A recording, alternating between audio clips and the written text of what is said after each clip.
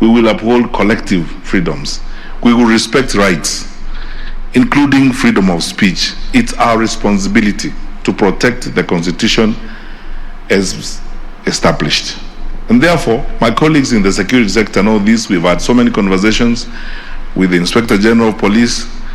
We had a meeting a week ago with the national government administrators, and we have agreed and vowed we are going to play our part in ensuring that Kenyans enjoy the freedoms that have been provided for in our Constitution. They do not need our permission to do that.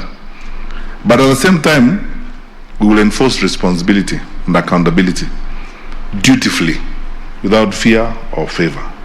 In some cases, we will be fairly ruthless when it comes to those who interfere with the freedoms of others or those who engage in activities that are likely to mess up our country. And we will not hesitate, neither will we be intimidated by any pressures or any complaints from anybody. We will protect this country because this is our only home on earth. So, as I've told my colleagues in the communication sector, vernacular radio stations, those of us who have already fallen into the temptation of misusing social media and the internet, Kenya is a mature country. We've come a long way.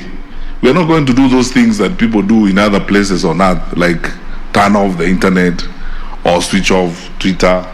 Those ones will not happen in Kenya, not in this country. This is a confident government that is governing confidently because we know we have the support of the people. So we are not going to harass people or do those kinds of things that break the law or interfere with the freedoms of the people. And because we are a confident government, we will live and act according to the law. We'll protect freedoms, but at the same time, we'll call people to account. So those who break the law, we will ensure that we arrange a good meeting between you and the law, so that as we move forward, we can be a peaceful and stable environment as we go forward.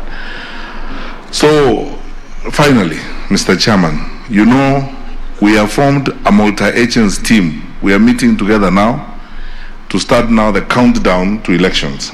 We have mapped the country, looked at hotspots, areas where we are likely to face certain challenges. My colleagues in the police department have done the same. We are looking at where we need what kind of resources in terms of personnel and deployment to be sure that every Kenyan is protected and they exercise their rights freely. We will work together. And I urge you, Reverend Kobia, to also stay the course as you have promised. We want to have, as your motto says, one nation, one people, one destiny. Let's remain together as one people. And any threats to that vision should be met with the full force of the law.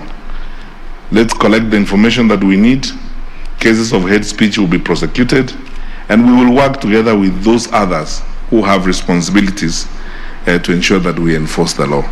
So I wish you well, and I must say, actually, if I may take advantage of this opportunity, of how proud I am to be associated with this institution because of the strong leadership that Reverend Kobe and the commissioners have provided.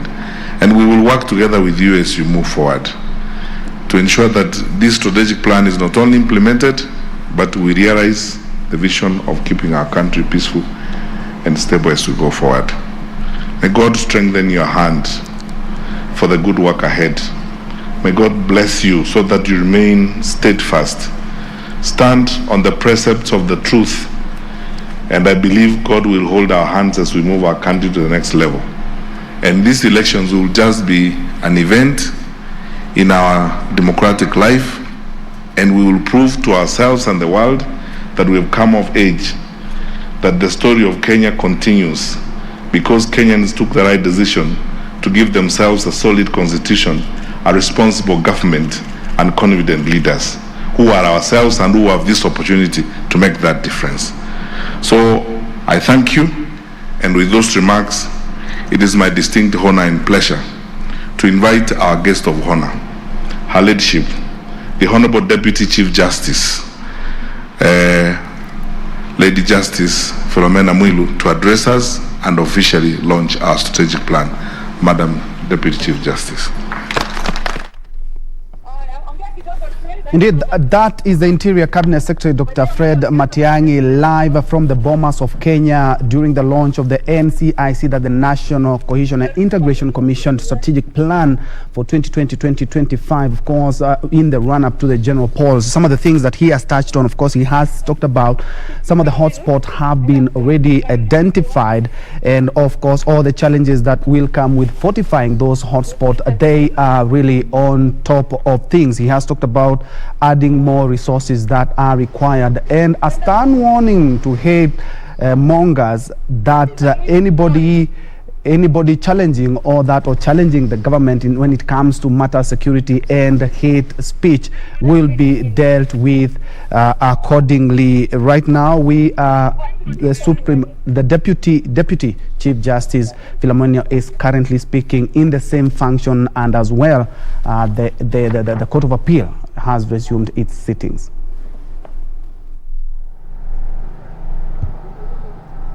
NCIC was specific to the Honorable Mother Koome, the Chief Justice of the Republic of Kenya. The Honorable, the Chief Justice of the Republic, was not able to be here with us this morning because she's on very serious judicial duties out of Nairobi. It therefore fell on me as the deputy, as per the Constitution, to step in. The functions of the Chief Justice are the functions of the Deputy Chief Justice, and therefore I was asked by the Honorable the Chief Justice to be here to represent not just the Chief Justice, but the institution of the judiciary of Kenya, and do what we must do. If you accept, because you have only one option, which is to accept the apologies of the Chief Justice, then I'm here to represent. From the Bomas of Kenya, let's now head over to the Supreme Court, where the Court of Appeal is holding its sitting regarding the BBI appeal case. Remember, it's day 2. The BBI Secretariat is currently giving its submissions. Let's cross over to the Supreme Court. Time they have requested for, because I think all the issues, the most important issues, have already been covered. We'll give them, I think, a maximum of 30 minutes to highlight any additional issue. Much obliged. Yes. My Lord President, members of the court, I want first to start by apologizing unreservedly for the delay. I take full and unconditional responsibility for the conduct of my team, and I hope you will find it in your hearts to forgive us for that misconduct. We will forgive you, but the penalty is that the 5-10 minutes that we have spent here will be knocked off your time. Okay, my Lord, I will, as we go along, I will seek to persuade you. My Lords, as I indicated yesterday, I am instructed by Mr. Eric Gumbo, Esquire, Counsel for IEBC, to lead the appeal by the IEBC before this honorable court, that being civil appeal number 291 of 221, as consolidated with E292, E293, and E294. I have already introduced my team, so I do not want to take time doing that. But I do wish, my Lords, to draw your attention to the documents we rely on. Sorry, before you do that, Senior Counsel, can we have an indication? I think, will you require the 2 hours like the other appellant? I thought, looking at the nature of grounds raised in your appeal, like that is the IEBC. Yes, my Lord. Can we give you like 1 hour, maximum 1.5 hours? My Lord, let us suggest that we keep the 2 hours, but we will not insist on using them. If we exhaust them, especially if we note that you are no longer writing because you have been persuaded, we will be happy to let go of the two. If that is a happy compromise, my lord. Well, the fact that we are not writing is not an indicator that we've been persuaded, because as we said, these proceedings are being recorded, and it has reduced the burden of writing. But Senior Counsel, please proceed. Okay, my lord, we have heard the sentiment of the court. We will work around that. All right. We have a memorandum and record of appeal dated the 31st of May 2021. It will be found at pages 9 to 21. We have written submissions and a list of digest of cases that is filed on the 9th of June 2021. We have a replying affidavit by one Michael Gore, pursuant to leave granted via a ruling of the 25th of June 2021, and which we filed on the 28th of June 2021.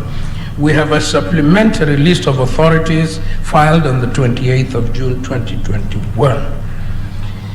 Now, my lords, let me start by saying what may appear to be the obvious. We are aggrieved, and we have come before this court because we believe that in its judgment, the court below failed to appreciate some very fundamental constitutional and legal tenets. The first one is that the IEBC is an independent constitutional commission, and that it enjoys the same constitutional protection as indeed does this honorable court. In fact, my lords, if you look at Article 249, sub-Article 2B of the Constitution, it is made absolutely clear that the Commission is not under the direction or control of any other body or authority. And it is our view that in the exercise of the mandate donated by law, that is to conduct and supervise referenda and elections, the IEBC ought not to be under the direction of any other body or authority. We have filed an appeal that raises 12 grounds. We have reduced these 12 grounds into 4 main thematic areas as follows. The finding as to the quorum of the Commission during the conduct of the work that is now impugned, and I will be arguing that point. The second one is the interpretation of the role of the appellant in relation to the process of amendment of the Constitution through popular initiative. That is grounds 2, 3, 7, 8, and 9, and that will be argued by my learned friend, Mr. Eric Gumbo. The third one is the place of administrative measures and processes guiding the performance of the appellant's mandate. That's grounds 4, 5, and 6, and that will be argued by my learned friend, Mr. Moses Kipkogei. And finally, I will argue the point of the proper jurisdiction of the High Court under Article 156(3), and then we will finish. Now, let me start with the quorum. It is our submission that the learned judges of the Superior Court erred in law and indeed in fact in their finding that the appellant lacked the requisite quorum for the performance of its mandate. We say that for 2 reasons. Reason number 1, the impugned finding is premised on a non-existent law. I will demonstrate to you that the law that the court purported to rely on to find that there was no quorum was no longer law because it had been it had been declared to be unconstitutional by a court of competent jurisdiction. Secondly, my lords, the impugned findings ran foul of a subsisting decision in rem of a competent constitutional court. Let me go to the first one. Why do we say that there was no existing law? My lords, if you look at the findings of the Superior Court, and they are to be found in paragraphs 702, 714, and 719 of the judgment, and I think this is at pages 730, 71, 37, 71, 40, and 71, 42 of the record. It is apparent from a reading of those findings that the Superior Court premised its determination in respect of the appellant's quorum on the single ground that the provisions of paragraph 5 and 7 of the second schedule of the IBC Act were in force. As a matter of fact, they were not in force. Why were they not in force? They were not in force because in the case of Katiba Institute and another versus the Attorney General and another, Constitutional Petition number 548 of 2017, this is at page 238 of our authorities. Page? 238. Okay. Njue, and it is important to mention the name of the judge, Njue had declared these provisions to be unconstitutional. That is important because Njue was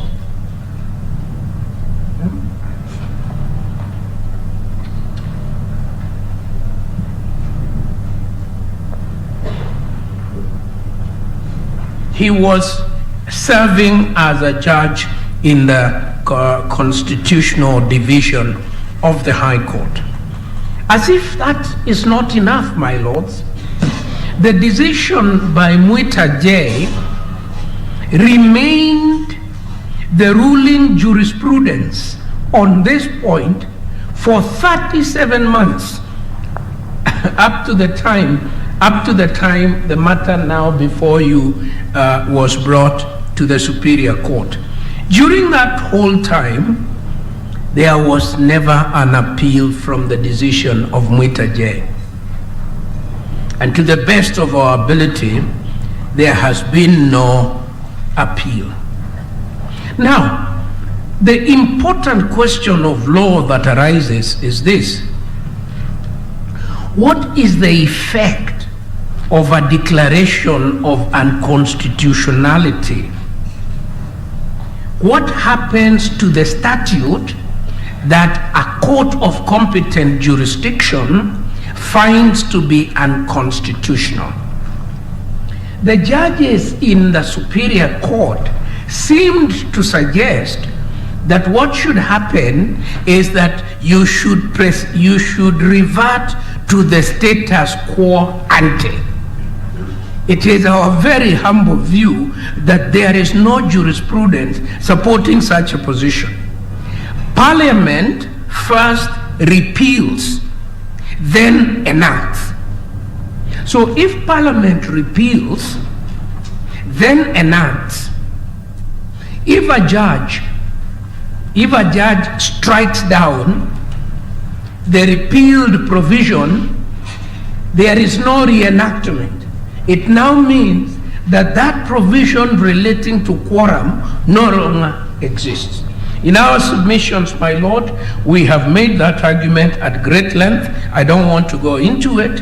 I have demonstrated that when a judge strikes out provisions as unconstitutional, there are only three ways that the law can be interpreted. One is that there is a prospective overruling, meaning from midnight to night, this becomes the new law, or there can be a declaration that the striking out takes effect from the date of the filing of the petition or the suit, or 3, that a declaration that the striking out is to be deemed to have struck out the statute from the date it took effect. There are numerous authorities of the Supreme Court. I have referred to them: Mary Wambui versus Gishuki Kingara, Supreme Court petition number 7 of 2013.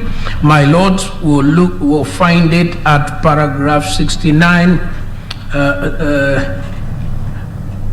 paragraph 69 and 70 of the bundle of the authorities, and the pertinent paragraph is at 84 to 89 of the judgment.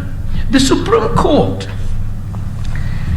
stated the law generally that although a judgment may be silent on the effects of its declaration of unconstitutionality, thereby invalidating any action in respect or emanating from the unconstitutional provision, the court still retained the right in appropriate cases to exercise its jurisdiction and give its constitutional interpretation retrospectively or prospectively. Now, where you have retrospective effect, the court in Mary Wambui quoted with approval the South African case of C.S. Moise versus the Transitional Local Council of Greater Jamestown. It dealt also with the case of the governor of Bow Hill Prison. This is at page 70 and 71 of our bundle, and I don't want to waste your time regurgitating the particular circumstances and the finding. But I just want to make this point one more time, that the court confirms that a statute that has been struck out, or portions of the statute that can have been struck out, cannot be deemed to have been revived under any method known to our law.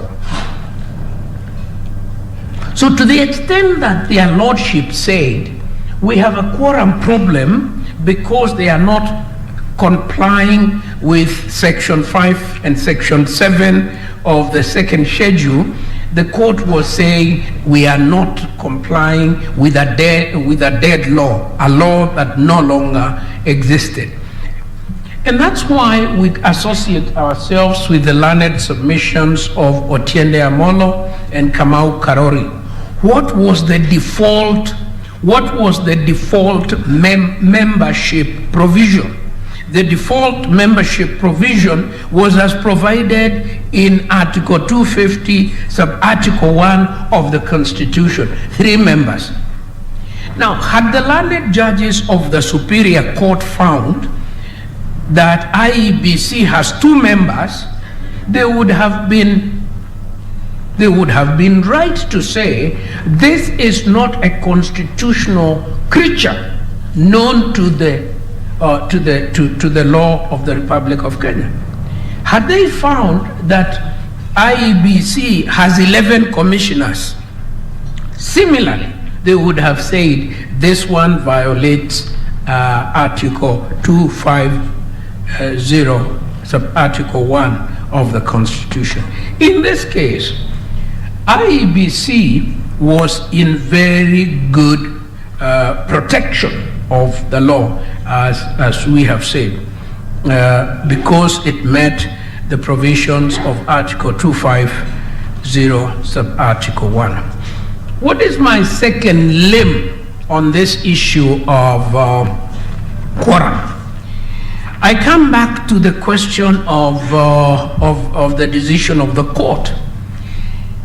Okwene J had been confronted directly with this question. In the case of Isaiah Biwott versus IEBC and another, Nairobi High Court petition number 212 of 2018, which is authority number 10 in our list, and you will find it at page 240 of our bundle of documents. Two Two significant issues were before Njue, and I would like my lords to look at paragraph 27 of the judgment, her judgment, which is at page 245 of the bundle of the authorities. This is what the gracious judge said. She held that the IEBC Act contemplated that vacancies would arise. Therefore, the mere fact that there was a vacancy did not render the commission unconstitutional. My lords, I want to stop there and draw your attention to section 7, subsection 3 of the IEBC Act. Because this is the saving provision. It is in the statute of virtually every commission and the articles and memoranda of almost every company. And it states that notwithstanding the existence of a vacancy, in the composition of the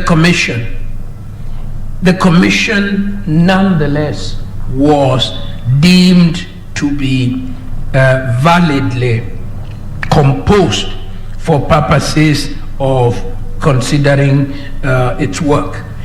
The second point that the learned lady judge made, which is very material, is that paragraph 46 of her judgment, which is at page 249 of the bundle of the authorities. She found that the conduct of elections or by-elections is not a matter that arises out of resolutions or decisions of commissioners at meetings of the commission, but are dictated by the operation of law. So it doesn't matter whether you have 5 or 4 or 3, or the work of the commission must continue, because the law itself recognizes that the existence of a vacancy is not sufficient. So we submit, my lords. Senior counsel, would you know whether this bench, the attention of the bench was drawn to that decision by Njue? Yes. I don't want to use strong language, but the bench ignored several authorities that were brought to their attention on the very specific cases that they were dealing with. And I want to add, Professor, with regard to this particular decision by Justice Okwani, did the learned judges ignore, or did they say that we have seen it, but we are not bound by it? Well, that's what I'm going to demonstrate in a short time, that indeed they said what my Lord says they did, but I am saying it was not open to them to do that.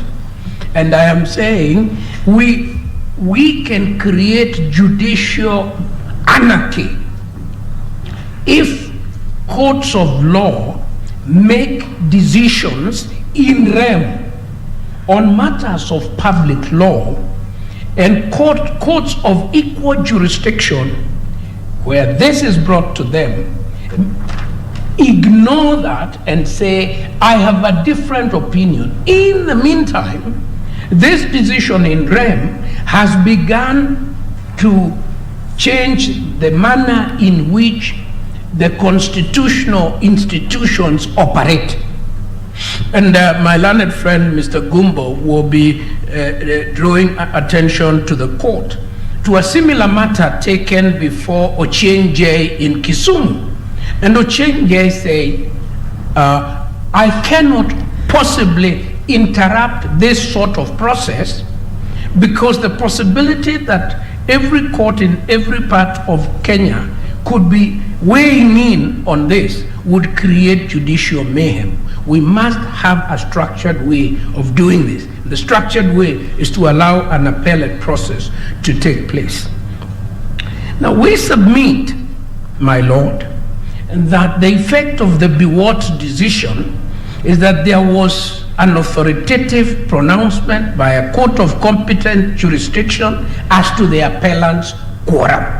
And the appellant had then proceeded to conduct its business on the basis of that finding by the learned judge.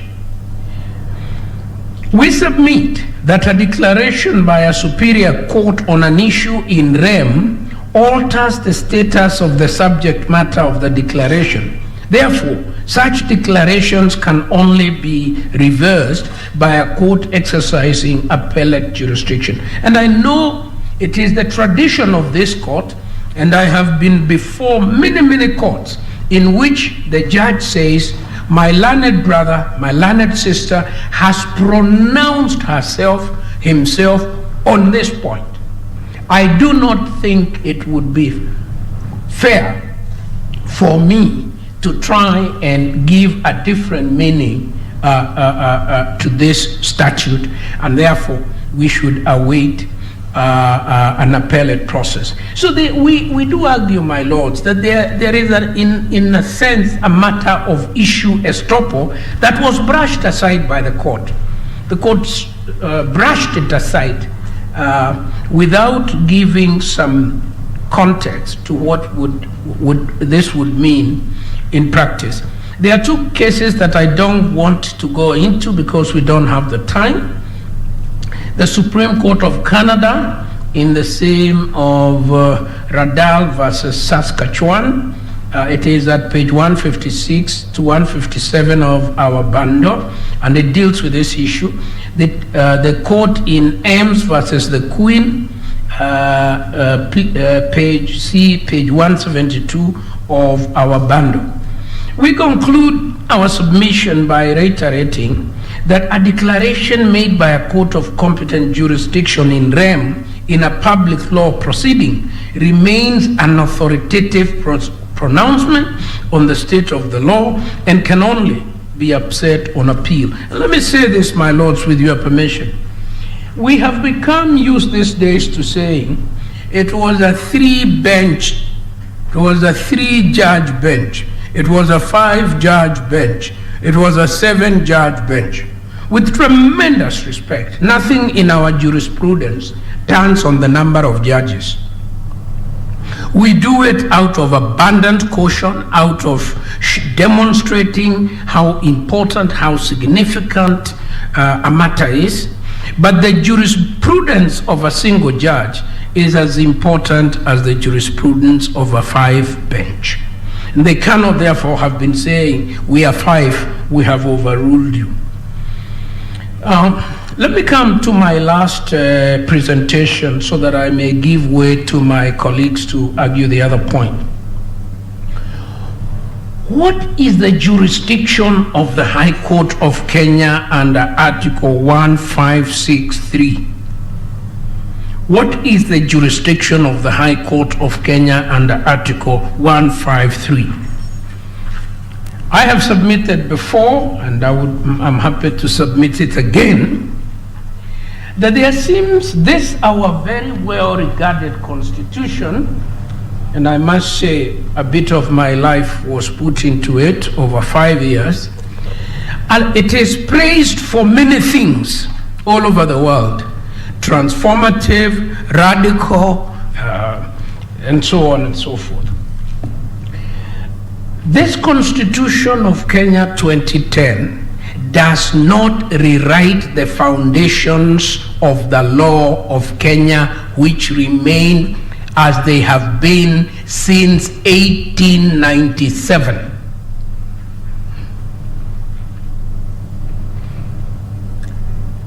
No court in Kenya has any jurisdiction to hear any grievance except a legal grievance.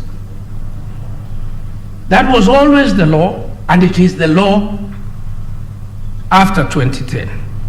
And therefore, to my mind, every dispute coming before the law must be anchored on the Constitution and on the law. Regrettably, a trend has taken root where all political, social, and economic grievances are given a very thin layer of law and taken before the court. And this has created a situation where, in my very humble view, the court is increasingly called upon to intervene in areas that it neither has the capacity nor the time, and which erodes the dignity of the court, because when the orders finally come out, they do not have the sanctity and certainty of judicial directions by the way of orders in the traditional sense. The High Court of Kenya, sitting as a constitutional court, has a limited jurisdiction. I know that is not a popular view, but it is the correct view in law, in my humble submission. The High Court of Kenya, sitting as a constitutional court, has a limited view. And that view is to entertain constitutional controversies brought to it by parties who have standing before the court and where a clear course of action exists. There is nothing in the Constitution of Kenya 2010 that said you can come to court if you have no nexus with the dispute, if you have no standing, if there is no course of action. You can write a big petition, throw it to the court and say, please help us because we are very annoyed with the action of the chief. That is not the law of Kenya. What then is the law of Kenya? If you look at what the judges in the Superior Court did, 9 out of 10 of what constitutes their order is an opinion. It is an advisory opinion.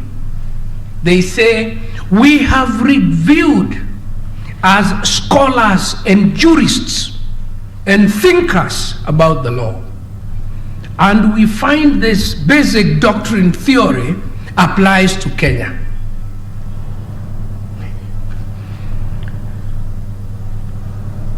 Who has that controversy? Who has that controversy? There isn't a controversy. There is an invitation by the petitioners for the High Court to sit as a philosophical tribunal and interrogate philosophical ideas and then declare whether they apply to Kenya. That is not... Counsel. Yes. Wasn't there a claim that there was a threat of violation of the Constitution? There was a threat, sir, of a... One of the petitions based on the perceived threat or violation of the Constitution, did that give them footing? No, sir. No, my lord. It cannot give them footing, because I think it is right for the High Court to say, we are squatters in Uhuru Park, but we've been here for 20 years. The government wants to build the office of the Attorney General inside the park. We apprehend that we will be removed without any measures being taken to protect us and our children. Give us an order to stop that being done until a transitional process is done. If I were a judge, I would issue an order.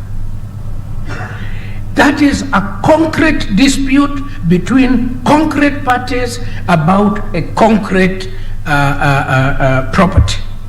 Here, these very learned applicants are merely inviting the court that please let us engage in a debating, let us have a debating session in the High Court, convert the court into a philosophical forum, and then we ask ourselves, what is the basic doctrine question? Does it apply in Kenya? Has it applied in other countries? Has it been rejected in others? So at the end of the day, should it apply to Kenya? Nobody of them is touching on the Constitution. Nobody is saying sections, nobody. So at the end of the day... Professor, is that entirely correct? The question is coming from here. Correct me, my lord. Is that entirely correct? If you look at the petition that were before the court, were they not saying that here is a process that is happening, and this process is violative of certain premises of the Constitution, and that if this process goes to its final conclusion, it is going to alter fundamentally the essence of the Constitution that was agreed on and passed in 2010, and that cannot happen because what then happened is not an amendment, but basically it amounts to a replacement of the Constitution. Are you entirely fair to the judges to say they just sat as a philosophical tribunal and dealt with matters all out there in the air without something concrete on the ground? What I was trying to do, my lord, was to draw a distinction between where the court is trying to stop something that potentially may happen, and with it happening, there would be a violation of the Constitution. Here, we have a legislative process, a referendum process, that is inchoate. And it's like saying that the court has issued an order to the Speaker of Parliament. Let me remind you, my lord, when I was in the Guy Commission, we were writing the chapter on the judiciary. And the late Justice Moijo Kewa and a number of judges came to their own court, filed their own suit, and an order was given to them telling the commission that I was a member of not to discuss the chapter on the judiciary. Needless to say, that order was not capable of obedience.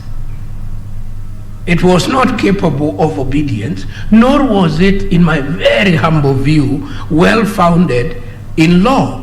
It was a terrible case of judicial overreach, not to mention a terrible conflict of interest matter.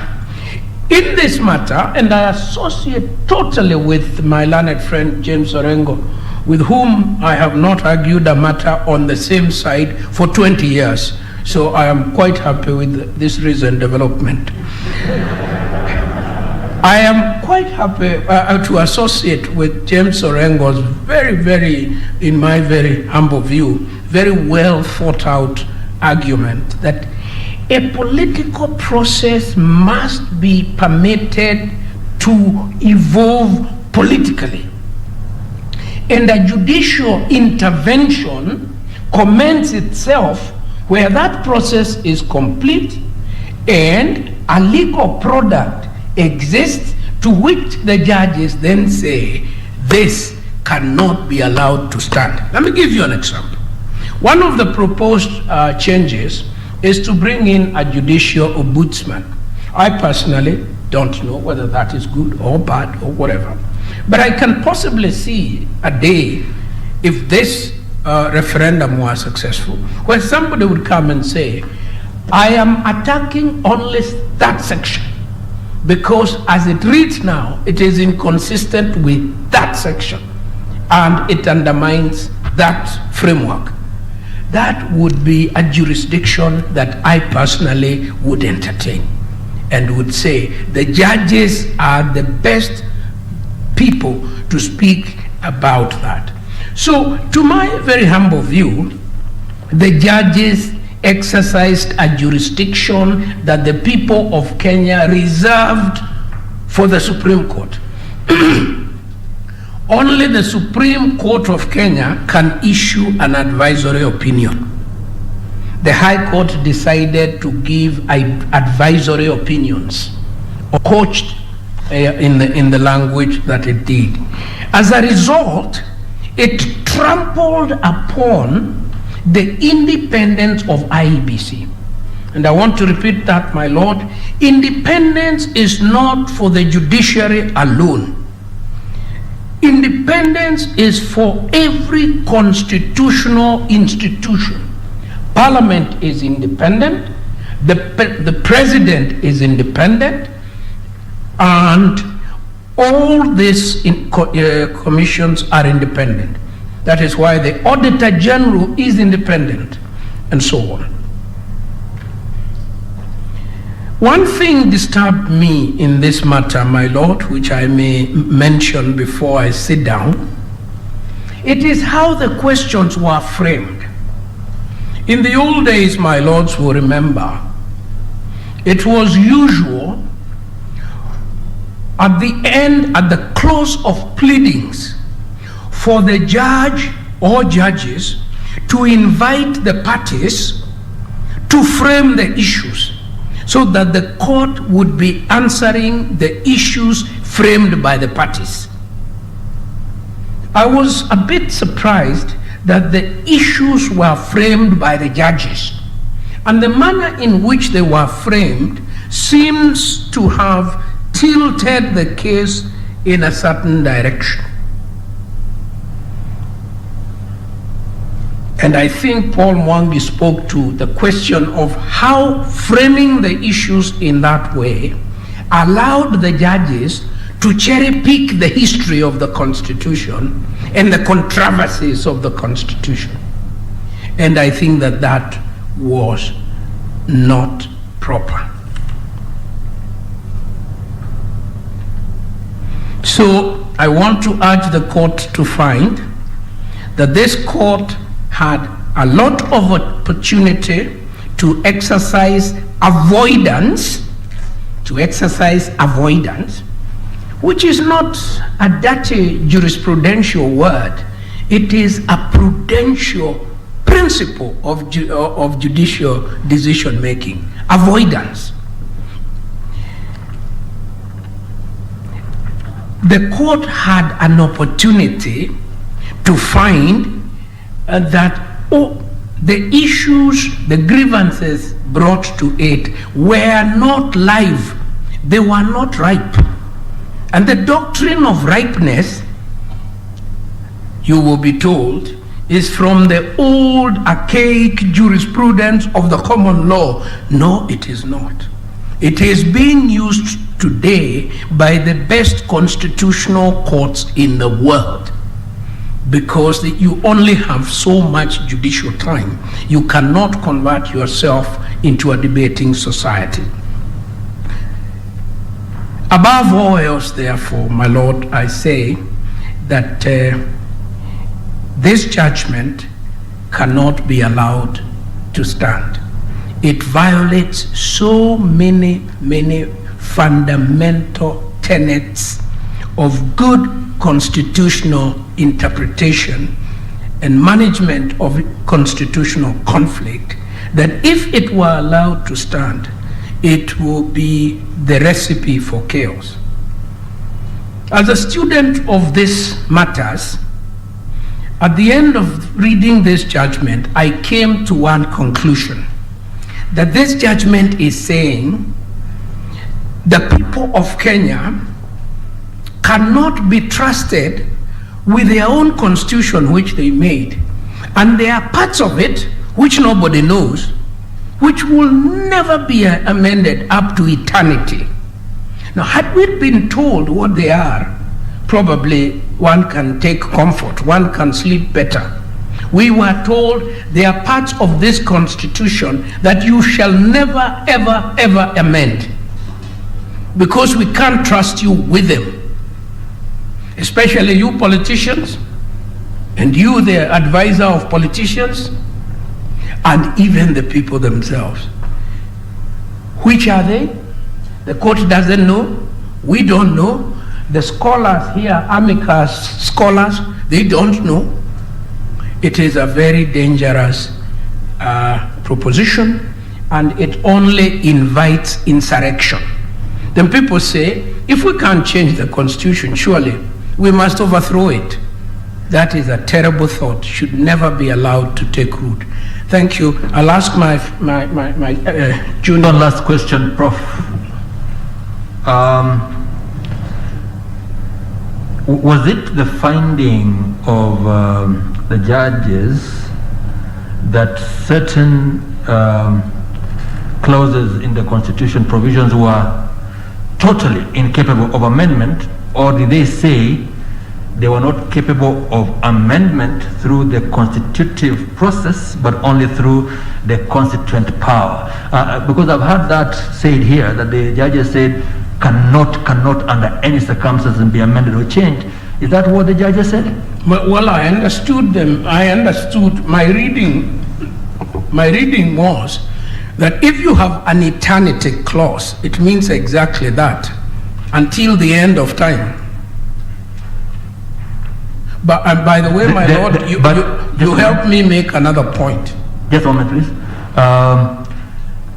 The eternity clause as a term of art, first of all, is not new. Wasn't used by these judges for the first time. It's been used before, but it has been it has been explained as to what it means. That really, I mean, humanity is not eternal, so there can be no eternity out of the activities of finite beings. But that what it means really is that it's not amendable but by replacement. Isn't that what it means? As opposed to the end of time, or beyond time, because eternity? My lord, you help me make another point in answer to your question. Yes. In this judgment, all these terms are conflated as if they mean the same. Yeah, and it is very difficult for any jurist to understand at which point the judge uses eternity, in which way, at which he uses. For example, there is a very old method in constitutional law of making a distinction between entrenched provisions and non-entrenched provision. And it's a very old tradition, my lord knows this very well. In the 1963 Constitution, there were entrenched provision. And in fact, in 1964, in the First Amendment making us a republic, the little one tucked beneath the republic was to remove then the provision requiring referendum for entrenched provisions. And so from 63 until 2010, we were sailing without any entrenched provision. In Bomas, we brought back the entrenched provisions. That's why you cannot change the sovereignty of Kenya, the national anthem, the several other things there, the independence of the judiciary, etc., etc., etc. Those are entrenched provisions. I don't know whether the judges think of those ones as basic structure, because to entrench is one thing, basic structure is an entirely other confusing doctrine. May I allow my assistant? Before you do that, let me take you back to the Biwott case. What was the reason that the High Court gave for not following it? And why do you say it is a decision in rem? Is my lord asking what reason the court gave for allowing the commission to continue working? No, for not following the decision. No, Mr. Gumbo will deal with that. May I ask Mr. Gumbo to deal with that? Okay. Thank you, my lords.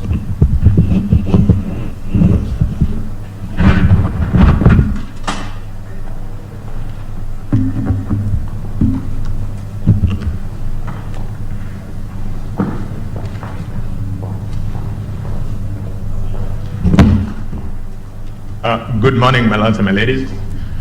My name is Gumbo Eric.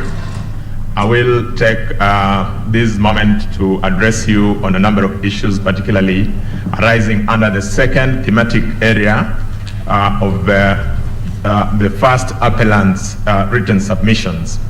But before I get into that, perhaps I could start with the question that has been raised by my Lord. My Lord, when we say that those decisions are in rem, what we have in mind is, my Lord, a decision issued in relation to a public law question does not apply to the parties who are before a court in that matter alone. If a constitutional interpretation is made this morning, my lords and my ladies, it shall apply to the matter that is before the court at that point in time, and it will also remain the law going forward until and unless changed by a different court. And that perhaps is the argument that we are making, that once that has been made, then really for consistency and good order, we need to have the other courts. The question is, yes, did the High Court justify why it was not following it? My Lord, in my understanding, there wasn't a proper justification in any of the matters that perhaps we are handling. There have been, in my reading of that judgment, indications in certain matters that perhaps arose in the course of the decision, where the judges say that I will not follow this. But when you get to the ultimate question that they answer, you find that they have themselves departed from the position they had taken initially. So that if you take, for example, or perhaps let me not get into that, if my Lord, you're satisfied with that, so that I can just go into the submissions. Thank you very much, my Lord. Mr. Gumbo. Yes, my Lord. You know, your answer to that question was that you think that generally there are many cases they did not consider and did not give a proper reason. But the thing that interests us, at least my brother and I, is what reason, what specific reasons did these judges give for not following Isaiah Biwott Kwangonyi? And surely it's there in the judgment. What reason was it? My lords, and this is what I was explaining, at the beginning of that decision, the lordships give reasons. They say that the judge did not respond to a specific issue. Then what is of concern to us is that ultimately the finding is on the question of the quorum itself. In fact, when they make their final determination, it is on the question of quorum itself, which then is on all fours what Justice Okwanyi had made a finding on. And that is the position or the point that my learned senior counsel professor was making. Thank you very much, my lord. Thank you, Mr. Gumbo. Actually, they gave quite some reasons from paragraph 7, 11 going forward, but it's okay, we'll find it ourselves. I'm also glad, my lord. My lord, with that, perhaps I could go to the substance of my submission this morning before you. I have 4 areas that I would want to tackle before you. One of them is in relation to the meaning that should be ascribed to the provisions of Article 257(4) in relation to the obligation of the Independent Electoral and Boundaries Commission. My lords and my ladies, in responding to that question, I'll take 2 approaches. I will look at the text of the Constitution, and I'll then look at the issue that my learned judge, Justice Kiagi, had raised, the manner in which the Independent Electoral and Boundaries Commission applied the question specifically on verification. My lords and my ladies, I will then look at the second question, which is the question around public participation, specifically whether Article 257(4) imposes an obligation on the IEBC to confirm that the promoters of an initiative have engaged in appropriate or satisfactory public participation. The third thing that I'll be looking at is the question of a nationwide registration of voters. In their judgment, the lordships say that there's an obligation on the IEBC to ensure that there is nationwide registration of voters before a referendum can be then taken up. I'll be addressing that question. And finally, I'll then want to address you on the referendum question. My lords and my ladies, learned senior counsel had given the array of documents that we would seek to rely on, but for purposes of my presentation, there is one more document that I would want to probably just draw to the attention of the court, and perhaps we'll then, when we get there, look at it. That is the format that was used by the Independent Electoral and Boundaries Commission for purposes of receiving the signatures.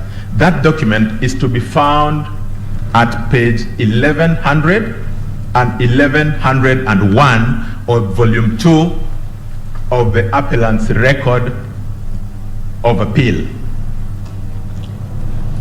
My lords and my ladies, let me start on the question of the role of the IBC under Article 257(4).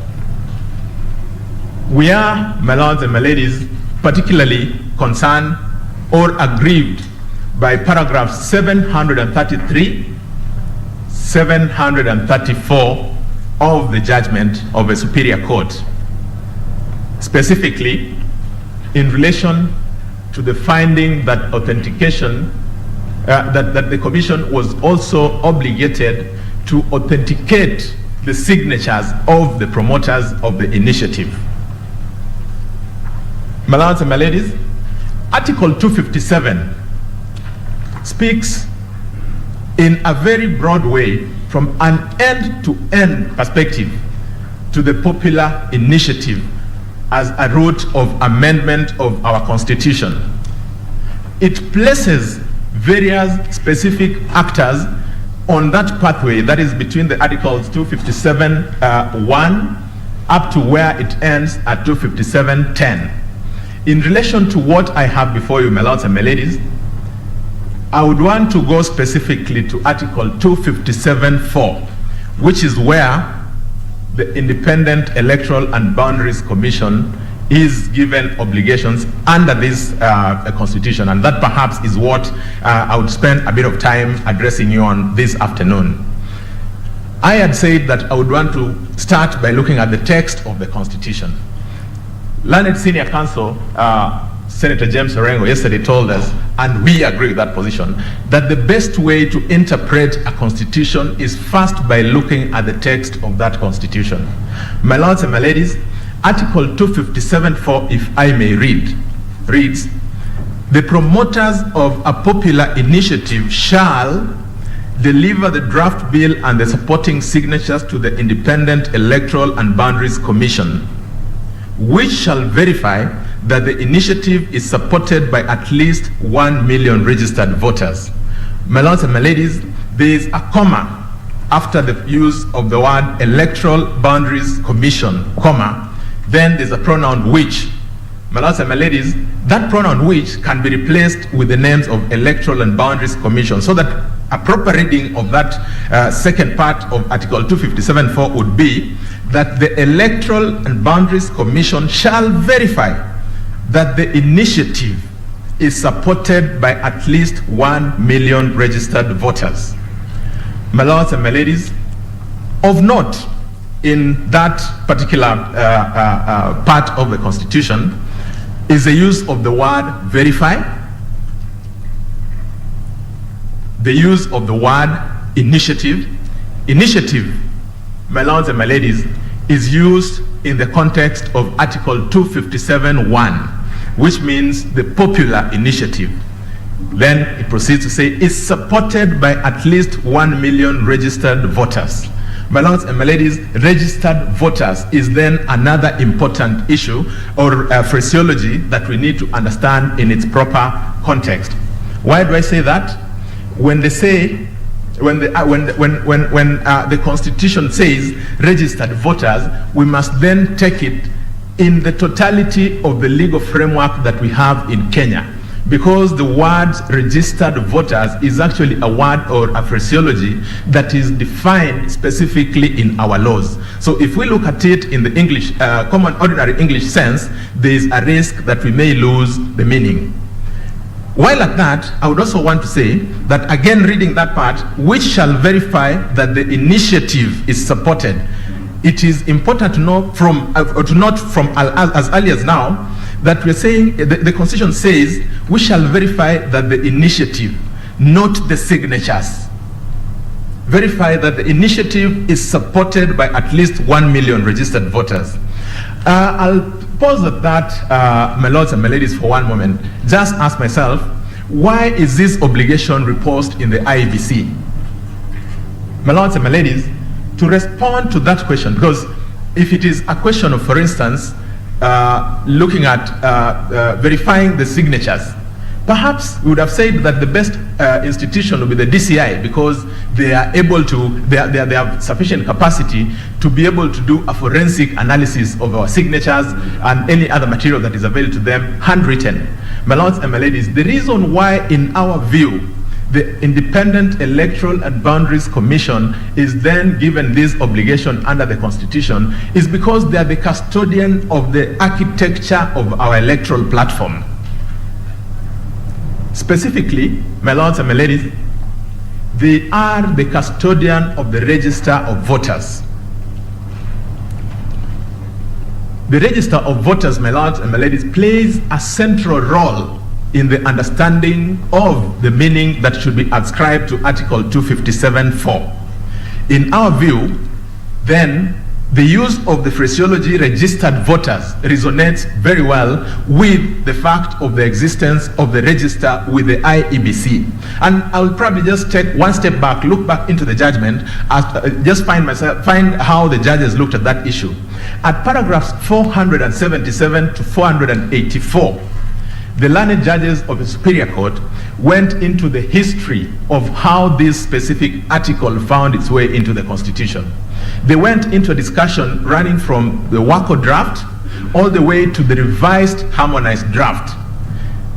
The emphasis, and you'll get an opportunity to look at those paragraphs, the emphasis in running through all those drafts, and there was consistency, was on the fact of registered voters, not signatures.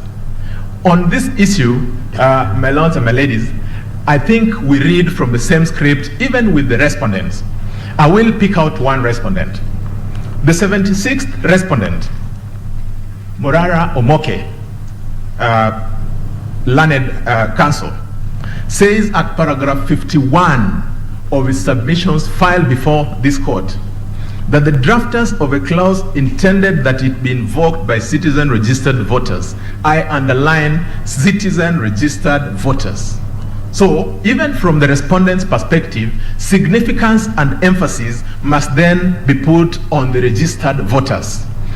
That said, my lords and my lady, I will end that part by saying that the obligation of the IEBC then would rightly be said or summed as being a threshold obligation, a threshold test in relation to Article 257(4) as to whether it meets the test that is provided or the requirement under Article 257(1) for purposes of initiating a popular, or rather amendment to the Constitution through a popular initiative. That said, my lords and my ladies, I would want to come to how, and this was an important issue that learned judge raised, how the IEBC then looked at and interpreted that article. My lords and my ladies, I would want to beg for a bit of patience in this part because it is an important part. It is interrelated with many other things, and so I would want to take you through a granular understanding so that we are then able to follow and eventually even then get to know why, my lords and my ladies, the court below, that is the learned judges of the Superior Court, missed the point. Okay, yeah, so can you then go straight to telling us what you think, I mean the way you fought the learned judges for interpreting Article 257(4). Yes, my lord. Permit me, my lord, to just give you this architecture, then it will be very obvious and easy to answer that question. So, my lords and my ladies, in applying the infrastructure, that is the register of voters, we start from an important question that Justice Kiage raised as to what biometrics are. My lords and my ladies, Regulation 8 of the register... That was not my question at all. I think it was a unique identifier. Yes, my lord. I will come to it and you realize that perhaps we're talking about the same thing. My lords and my ladies, Regulation 8 of the Registration of Voters Regulation 2012 says that the register of voters shall contain biometric data and the particulars set out in Form A in the schedule. My lords and my ladies, Section 2 of the Elections Act defines biometric to mean the unique identifiers or attributes including fingerprints, hand geometry, earlobe geometry, retina and iris patterns, voice waves, DNA, and signatures. It is a fairly broad definition. Now, permit me to look at, just so that I complete that part, that is how then to apply for registration. You are referred to this need to have the biometric data and details set out in Form A to the schedule. Again, this is law. My lords, Form A, I've had an opportunity to look at Form A, which again appears in the registration of voter regulations. It sets out the alphanumeric details. These are the details that then would be able to relate the biometrics to a specific individual.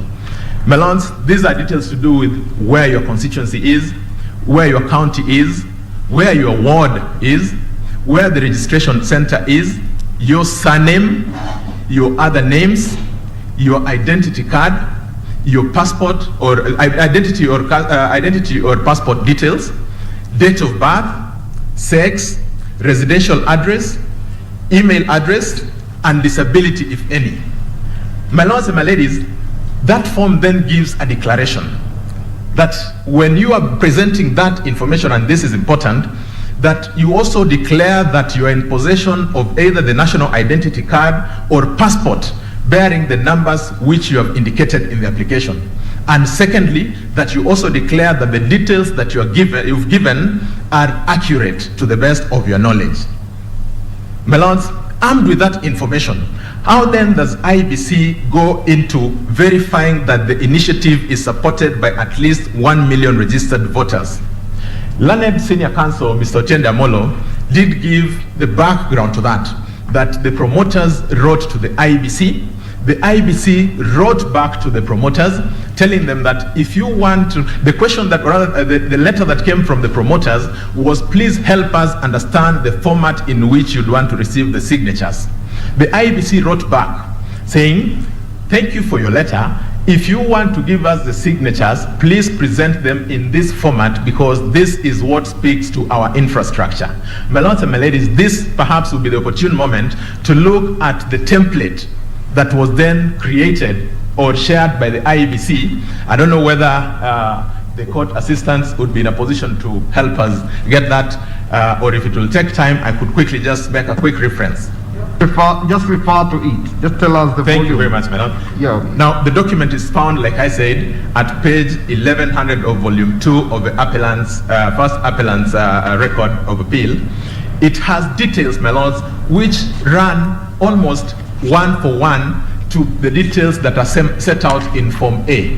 That is, we have the name, we have the serialization, we have the name, we have the ID and passport number, county, constituency, county assembly ward, polling stations, mobile number, email address, signature or thumbprint. My lords and my ladies, this then was the beginning of the question of verification. How did the IBC then use this? My lords and my ladies, these details were then given, they were supposed to be presented in bound, serialized, and paginated booklets, both in hard and soft copies for purposes of accountability. When this information was availed to the IEBC, what they did is to then deploy their data entry clerk, and which was a big operation of perhaps more than 100 people. These, my lords, appear in the affidavits of Michael Goa, which have been set out at paragraph 4 of our submissions. They state, my lords and my ladies, that in the course of then re-entering that data, they omitted names which did not have signatures.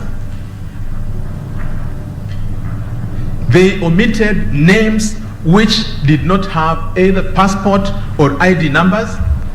They also omitted names which had been duplicated.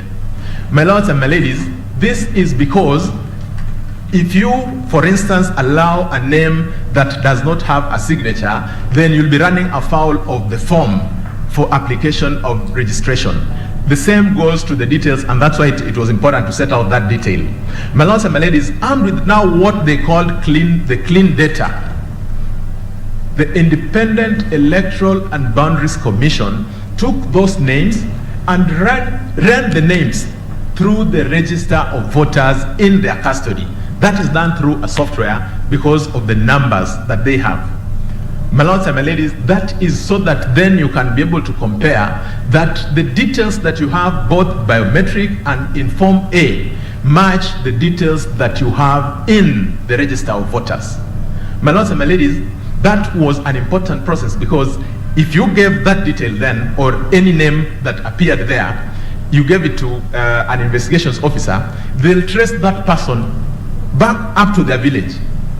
That is just how interrelated all these issues are, so that if there was an issue to be confirmed, it would be very easy to relate it to the specific person. But more importantly, what does the IEBC do as the last step in the verification? They say that now that we have this detail, let us publish these details in our website and invite Kenyans to take time to run through these details, so that they tell us if there is a single individual who would be saying that my name found its way into that register without my consent, then that would be the opportunity. That detail was sent, the publication was made, and the address of the CEO of a commission given. My lords and my ladies, at the time we were making submissions before the learned judges in the Superior Court, there wasn't a single person who had come forth saying that their name was irregularly or without their consent included in that register of voters. My lords and my ladies, let's pause there for On what page is the notice? On what page is the notice to the public? My lord, I'll get back to that. Just allow me to get my assistant to help me trace that page. I'll get back to it. But I wanted to make the point, my lords and my ladies, that when Kenyans have become of age, just about 2 weeks ago, my lords and my ladies, the registrar of political parties did share details about political party membership in this country. It didn't take 2 days on their website for the media, social media, to be awash, to be active with people saying, I found myself registered as a member of this party, yet I'm not a member of that party. And that was just a period of 2 days. Within 3 days, my lords and my ladies, the data commissioner came out saying, we have seen the concerns that have been raised, and I have received more than 400 complaints. My lords and my ladies, I'm using this just to help us understand that it was effective, and perhaps also add that it is one of the ways that is used the world over. My lords and my ladies, let me then go into, now that I've said that, demonstrating why I think the learned judges of the Superior Court missed the point in relation to this question. I take us back, my lords and my ladies, to paragraph 733 of the decision. The learned judges of the Superior Court, my lords and my ladies, at that paragraph, frame a question to help them understand what the meaning of Article 257(4) is supposed to be. They say the question is whether the IEBC's role includes verification of signatures, or whether the role only ends at the proverbial bean counting, a mere technocratic ascertainment that a popular initiative has delivered 1 million voters. My lords and my ladies, permit me to stop there for one moment to just unpack it the way we understood it. In our humble and respectful view to the learned judges of the Superior Court, we think that decision, that question was in itself not objective. Not objective for the simple reason that it is conclusive at the inception. Secondly, that question is inconsistent with the text of Article 257(4). Why do I say inconsistent? Because you see, the learned judges have already taken the position that they want to make an inquiry as to whether the IEBC's role includes verification of signatures, while the Constitution talks about verification of the initiative. My lords and my ladies, our other concern is that the learned judges of the Superior Court framed this question without looking at what the IEBC did. And my lords and my ladies, I invite you to look at this. Is dealt with from paragraph 720 to paragraph 765 of the judgment. They don't make reference at all to what the IEBC did. Secondly, and this goes into supporting what learned senior counsel Mr. Tiende said earlier, that they didn't also look at the text. The entire of that part, paragraph 720 to 765, does not make reference at all to the text of Article 257.4. What happens, my lords, after that? At paragraph 734 of a decision, the learned judges of the Superior Court say that in order to answer this question, we go to the affidavit of Dennis Waweru sworn on the 5th of February 2021. This affidavit is sworn on behalf of the BBI National Secretariat, one of the respondents in this petition. What do we have to say about this, my lords? We say that after framing a question which in our view was not objective, they went to a wrong place to look for an answer again to the wrong question that had been framed. Why do we say a wrong place? Let's start from asking ourselves, who is Dennis Waweru in the context of these proceedings? My lords and my ladies, it turns out that Dennis Waweru, from whose affidavit the learned judges of the Superior Court went to seek an answer, had filed an application for joinder in a petition in Mombasa. That is petition E01 of 2020, the Muhuri petition. My lords and my ladies, the reason why we think that is important is in an application for joinder, the test is fundamentally different from a test that one would be looking at when they're trying to understand the meaning of an article from the Constitution, specifically if that application is not made within the context of that application. My lords and my ladies, this affidavit is to be found at pages 3110 to 3121 of volume 7 of the BBI's record of appeal. That is the record that Learned Senior Counsel Otiende Amolo was looking at. So, my lords, it is our submission before you that if the learned judges had wanted to get the proper context of this particular affidavit, the first port of call at the very worst should have been to the actor, that is the IEBC. My lords, in that affidavit of Dennis Waweru, the learned judges... Sorry, before you go to the affidavit of Dennis Waweru. Yes, my lord. What had the IBC said about that position? Was there a specific affidavit to do with the construction of Article 257.4? Yes, my lord.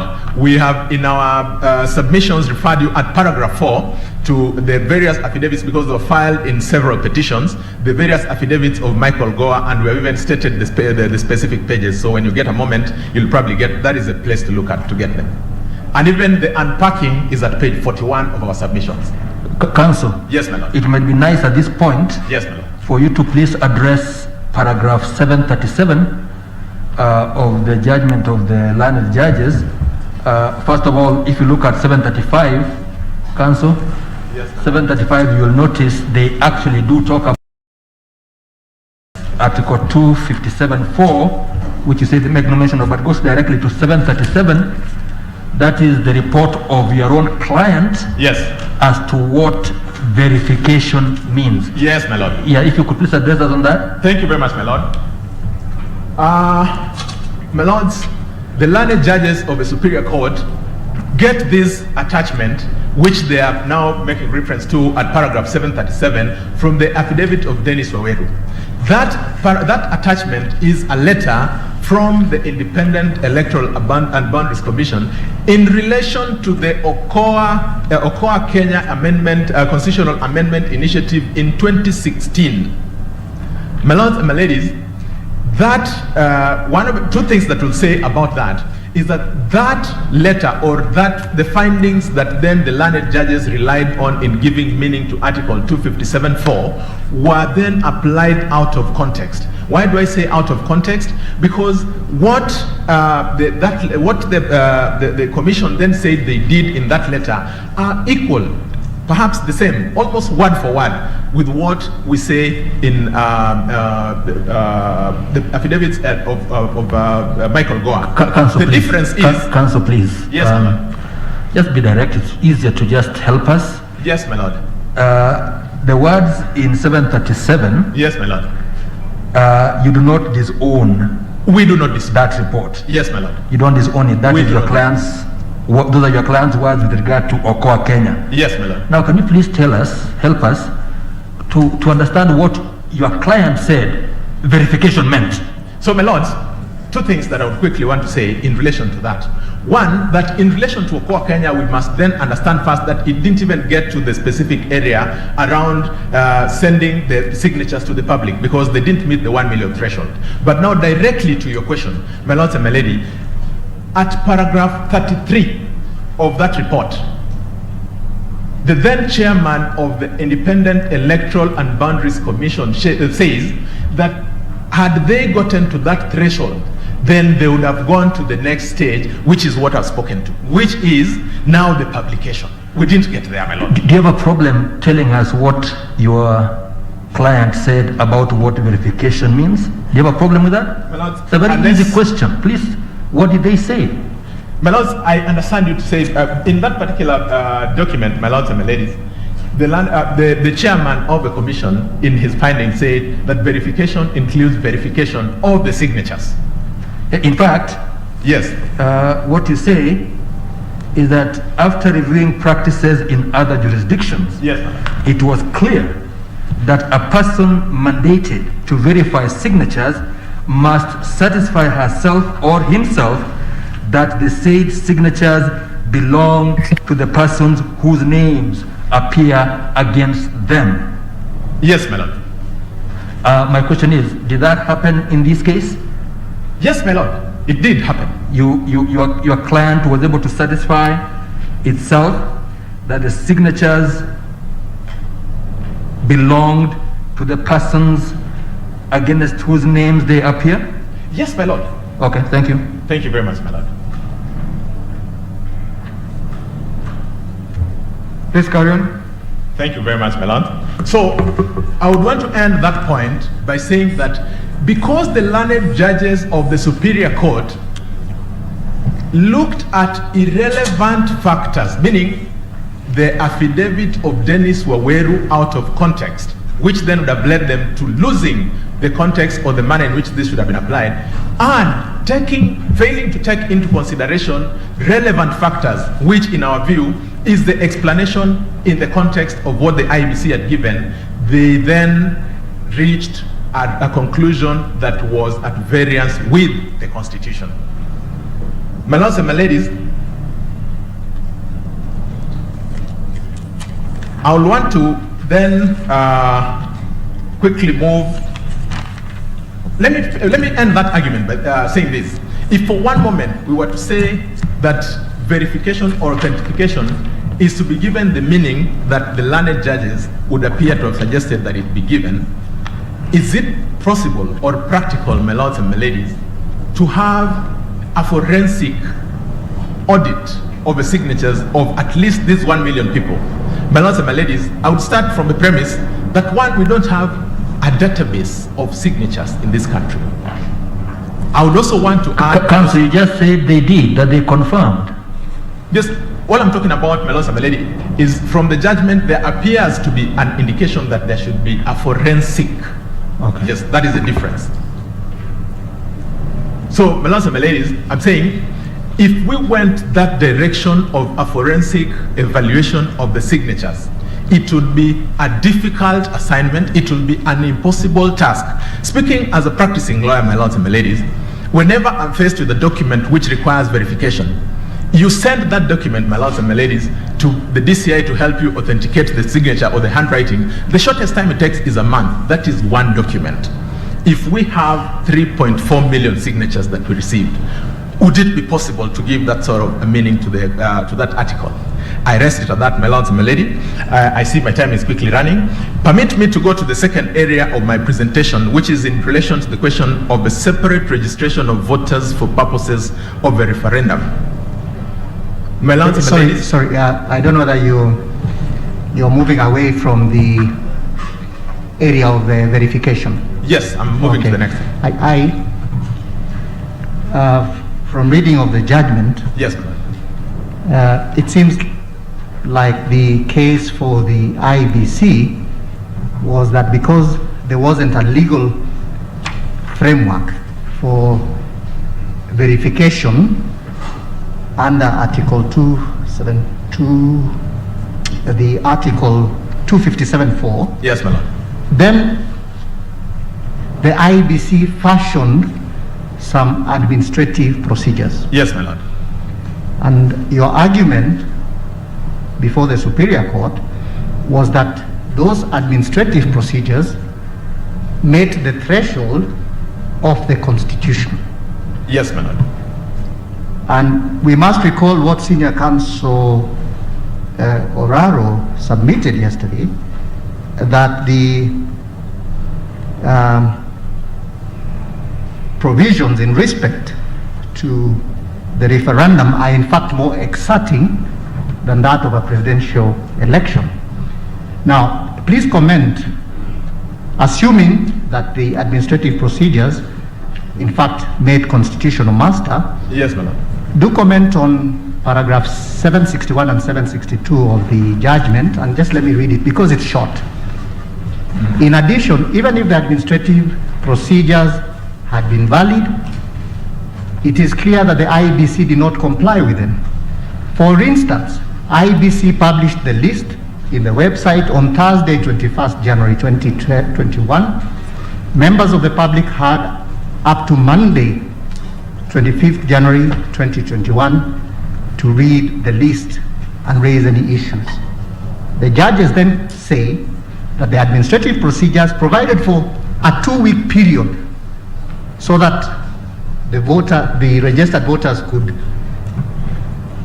verify or make comments, but IBC only gave 5 days, including the weekend. First, is that a finding of the court factually accurate, that the period was shortened from 2-week period to 5 days? My lord, thank you very much for that question. Two things that I want to say about that.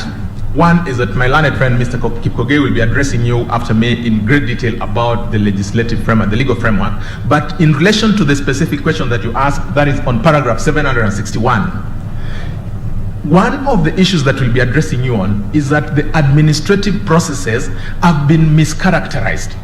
They've been mischaracterized and elevated to a position where they would fall to be under the Statutory Instruments Act, which they are not.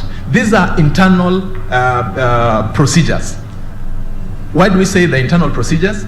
My lords and my ladies, when we, for instance, say that please delete the name of somebody who does not have an ID, it is because of the reading of the fact that that person is not a voter in relation to Form A, which had given. So that is why we relate it, and we say you don't need a law to tell you that once the Elections Act has defined a registered voter is somebody who has given you their ID number, then you don't get the ID number. You don't need another legislation to come and tell you, please now remove the legislation, because it fits under the rubric of Article 257.4 that a registered voter must be that person who has given those details. So the moment you fail to give any of those details, then you don't fit into that space. So it will be our case, and Mr. Kipkoge will be addressing you on that later, that if we had understood those administrative processes to be internal processes, then we would not then create the obligation that the learned judges created about them. To answer the second part of the question in relation to the shortening of the period, my lords and my ladies, there is need to create some flexibility to the institutions that we have. We have the commission receiving or sending out a notice that we will be happy to receive a complaint from any Kenyan who would say that their name was not included in this, or rather, their name was included without their consent. My lord and my ladies, after 5 days, you've not received any.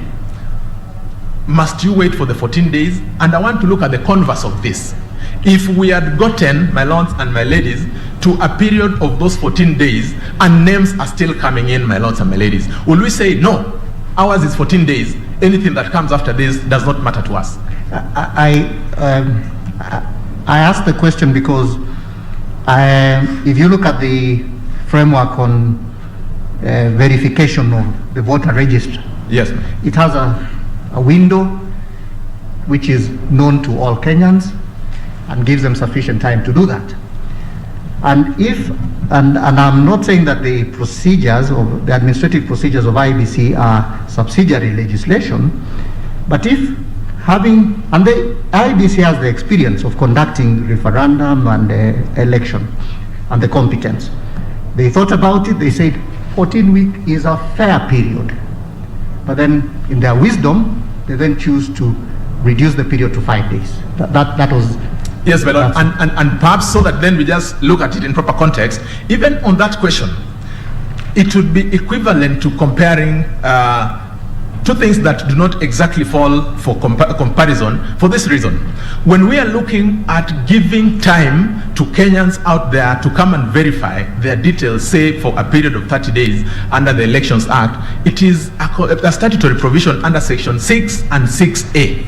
What do those do, and why does it happen that way? It is because the register is our document as the IEBC. Once you've given us, you made the application and given us your details, we tell you, okay, now we've captured your details, but before we get to the elections, before we get to a referendum, please take time to go and verify your details from our document. The flip side or the difference would be the promoter is the person bringing you their document, saying this is our document. My lords and my ladies, I think there is a bit of a difference in relation to that question. My lords and my ladies, I'm seeing time is running quite a bit. Permit me to talk about the question of separate registration of voters for purposes of the referendum. My lords and my ladies, we draw your attention to paragraph 769 of a judgment of a superior court. If you permit me, I could very quickly read through it. That say, we begin by noting that every single day, citizens attain the voting age. These new citizens have a right to be registered as voters and to participate in the proposed referendum. There was no evidence placed before this court that the IEBC has been discharging this constitutional and statutory obligation to enable the citizens who have attained the voting age to register as voters. The IEBC also stated that the last time the voter register was revised, and I repeat, was revised, was just before the Kibra by-elections. This was a confirmation that it was not discharging its constitutional and statutory mandate to continuously register voters and review the register of voters. Because of that analogy, they then, at paragraph 9 of the declarations that they make, say that a declaration is hereby made that the Constitution of Kenya Amendment Bill 2020 cannot be subjected to a referendum before the Independent Electoral and Boundaries Commission carries out nationwide voter registration exercise. My lords and my ladies, permit me to also relate that to the submissions made by the respondents, both in the court below and this court. I would want to again pick on the submissions filed by Mr. Morara Omoke, the 76th petitioner. Mr. Morara Omoke, in the submissions filed before you at paragraph 117, says, we invite this honorable court to take judicial notice of the fact that the predominantly youthful dynamic of the Kenyan population is such that hundreds of thousands of citizens become eligible to be registered as voters every year. Since it is common ground that the IEBC last updated, again underline, last updated the register of voters between February 2017 and March 2017, the 76th respondents' apprehension about the disenfranchisement of billions of voters in the intended referendum is well founded. My lords and my ladies, what do I have to say about this? I say that both the learned judges of a superior court as well as the respondents misconstrued the meaning of the various words that are used interchangeably within the electoral platform. Example, when the learned judges say that the register of voters was last revised in relation to the Kibra by-elections, why do we say they were wrong? We say they were wrong because the context in which they are using the word revised is to mean continuous registration of voters, and which they then say that the IBC has failed on. My lords and my ladies, the word revised used in the electoral sense has a specific meaning. To this, my lords and my lady, look at section 5 of the Elections Act. My lords and my ladies, section 5 of the Elections Act, almost in similar terms, provides for the regular and continuous registration of voters. It then provides for exceptions. The exceptions being that where you have a by-election, then the registration in relation to that, say, either county assembly ward or constituency will be stopped for a moment to facilitate that election. How does it facilitate that election? That at that point you close the register and again allow section 6 and 6A to fall into play, so that the people who will be voting in relation to that area can come in to correct their details ahead of that particular exercise. The same thing goes for when you have a general election. The same thing goes under the exception at 5C for a referendum. That is not C but BA. It's numbered as BA.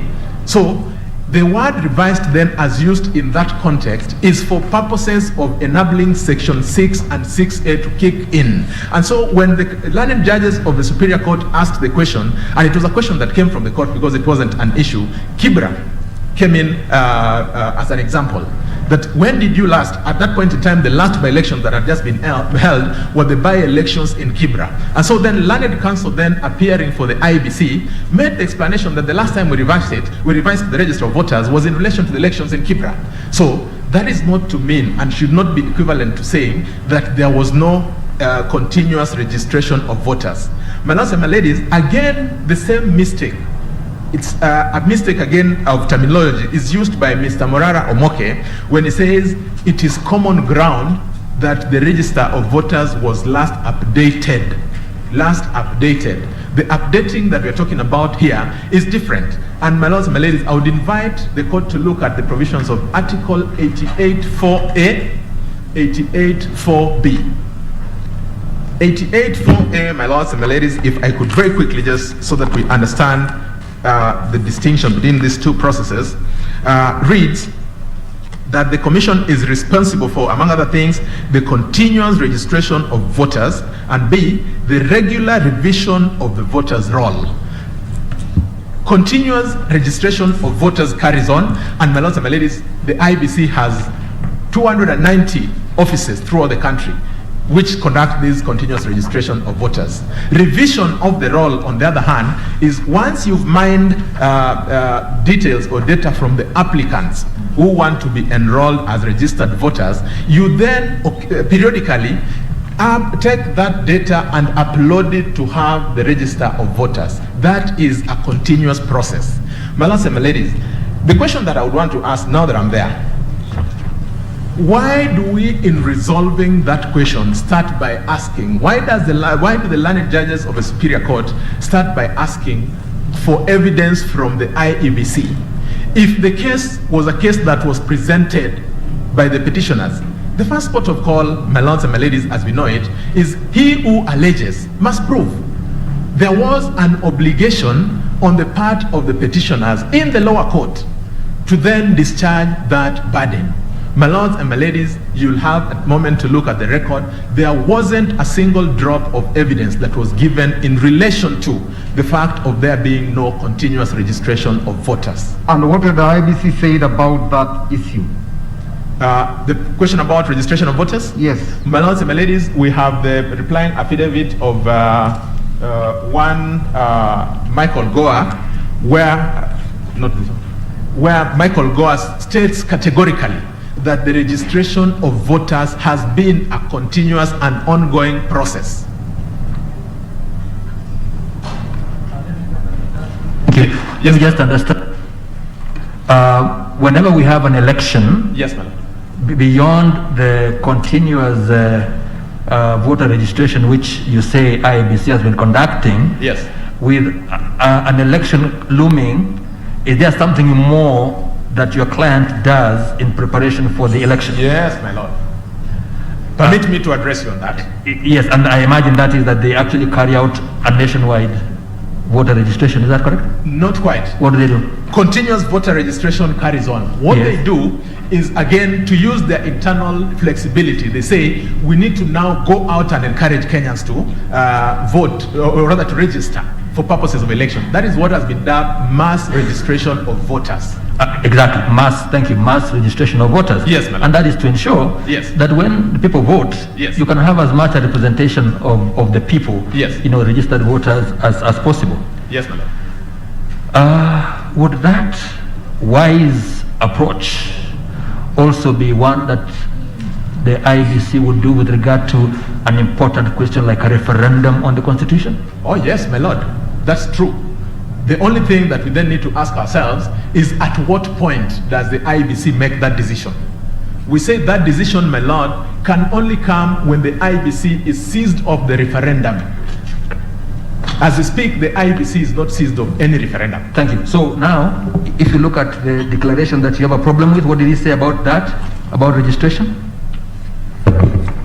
A declaration is hereby made that the Constitution of Kenya What amendment... page, sorry, what page of the... That is, I think, at page 312, that's the last declaration, number 9. A declaration is hereby made that the Constitution of Kenya Amendment Bill 2020 cannot be subjected to a referendum before the Independent Electoral and Boundaries Commission carries out nationwide voter registration exercise. Is that the same as mass, the mass thing you're talking about? Not quite.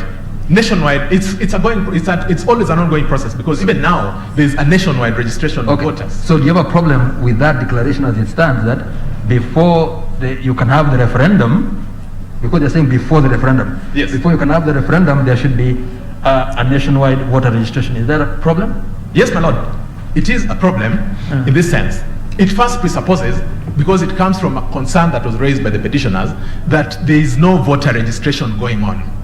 And my lord, it's not just about registration. But if you actually are doing it, it means they are declaring that which is already happening. Why do you have a quarrel? My lord, perhaps context is also important for this. Before the IEBC engages in any of these activities, what do? They get data from other institutions. National Registration Bureau, they ask them, how many people have you registered, for instance, in the last 6 months? So on account of those sort of statistics, they make informed decisions that, oh, we think that there's been maybe about 500,000 more Kenyans that have been registered. Let's have a drive. Let's encourage. The more important question, though, is why don't we let the IBC be the ones to make that decision? Why do we want to look like we're getting into their position and telling them, we know you IBC, you may not register us after all. We want to have an order just in case. Why can't we allow them to do? In any case, my lord, when properly seized of the referendum, when the opportunity eventually comes, the IBC will look at this data and they'll say, we think perhaps it will be their decision. I'm not preempting that we now need to run mass voter registration. All that I'm saying is we need to give them that flexibility to make it their decision because of their independence. Thanks, my lord. So Mr. Gumbo, what I was asking is this. Because you referred us to paragraph 769, Yes, where the learned judges say that IBC was not discharged its constitutional and statutory obligation to enable citizens, to do continual registration. You referred us to the paragraph 117 of Mr. Morara Omoke. Yes, my lord. Now, to enable the court reach an informed conclusion or finding as to whether the learned judges were right in the words they put in page 769, can you please show me or show us the affidavit of Michael Goa where you said the contrary? so that we are able to place it in its context.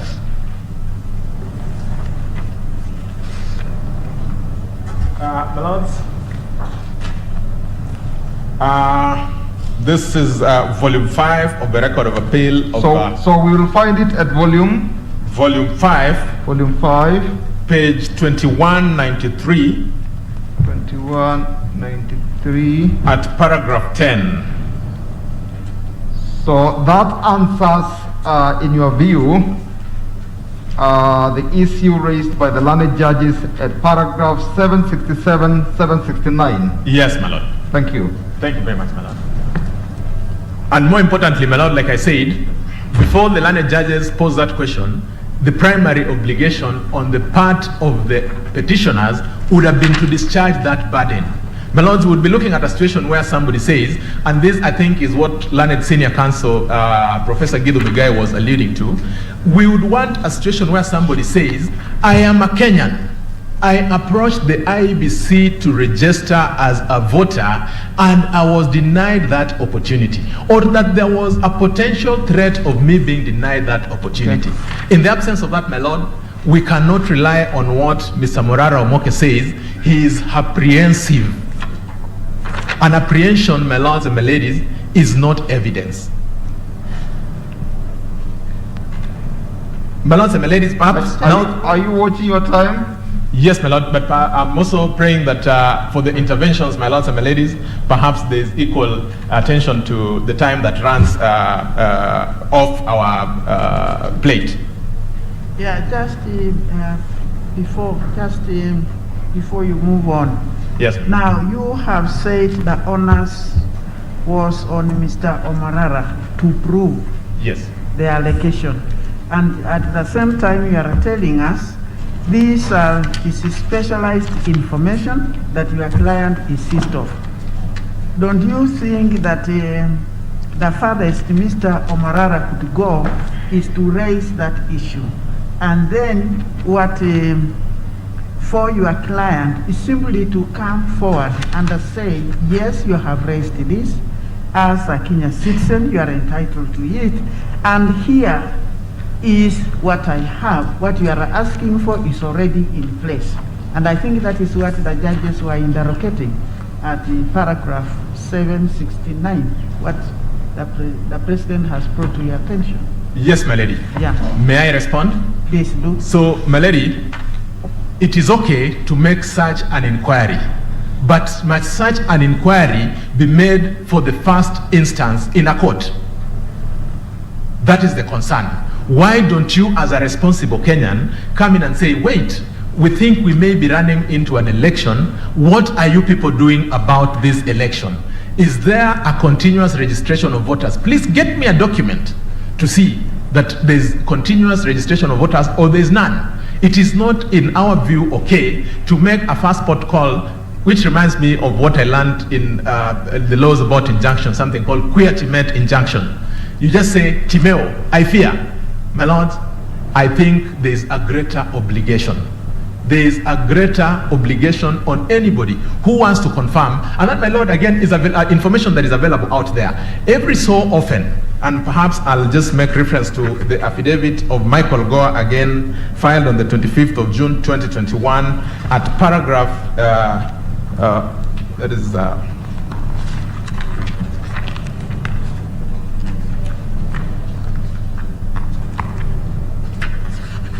at paragraph 6, my lords and my ladies, attaching a gazette notice. My lords and my ladies, that gazette notice does one thing. Every so often, the Independent Electoral and Boundaries Commission, as a way of communicating to Kenyans, says that we have up to now gotten this number of registered voters. We have shared one of those gazette notices, so that then it is just confirmed, because it is a legal provision that it is that, my lords and my ladies, there is continuous registration of voters. My lords and my ladies, perhaps I would move then to the next part of my presentation on the question of public participation. Sorry, my lord. Thank you very much, my lord.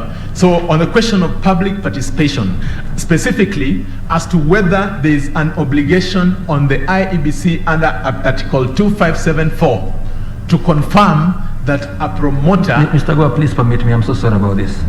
Yes. You made reference to this Gazette notice. Yes. Which is attached to Mr. Goa's affidavit. Yes, madam. I just confirm that this is Gazette notice number 2934 of 16 September 2020. Yes. Right? Yes, my lord. Now look at it. Yes, my lord. It says you are certifying the completion of the revision of the register of voters as at what date? This is as at 31st December 2019. 2019. Yes, madam. This is something that Mr. Goa filed here before us 2 days ago. Am I right? Yes. So you get an opportunity to indicate what you're doing with regard to continuous nationwide registration, and what you brought before us is an indication of registration as at 31st December 2019. Yes, my lord. Okay. And permit me to explain why. No, I just confirmed the date. Yes, my lord, but it is important that I contextualize it. All right. The obligation, my lords and my ladies, that is done periodically. So that, again, towards the end of this year, there will be a similar Gazette notice issued. It doesn't mean that there's no registration going on. It's only that it can't be issued weekly. You issue it maybe after 6 months, you issue it after 1 year. Was there one indicating registration as at the end of 2020? My lords, I maybe would want to just confirm that from the clients. All right, thank you.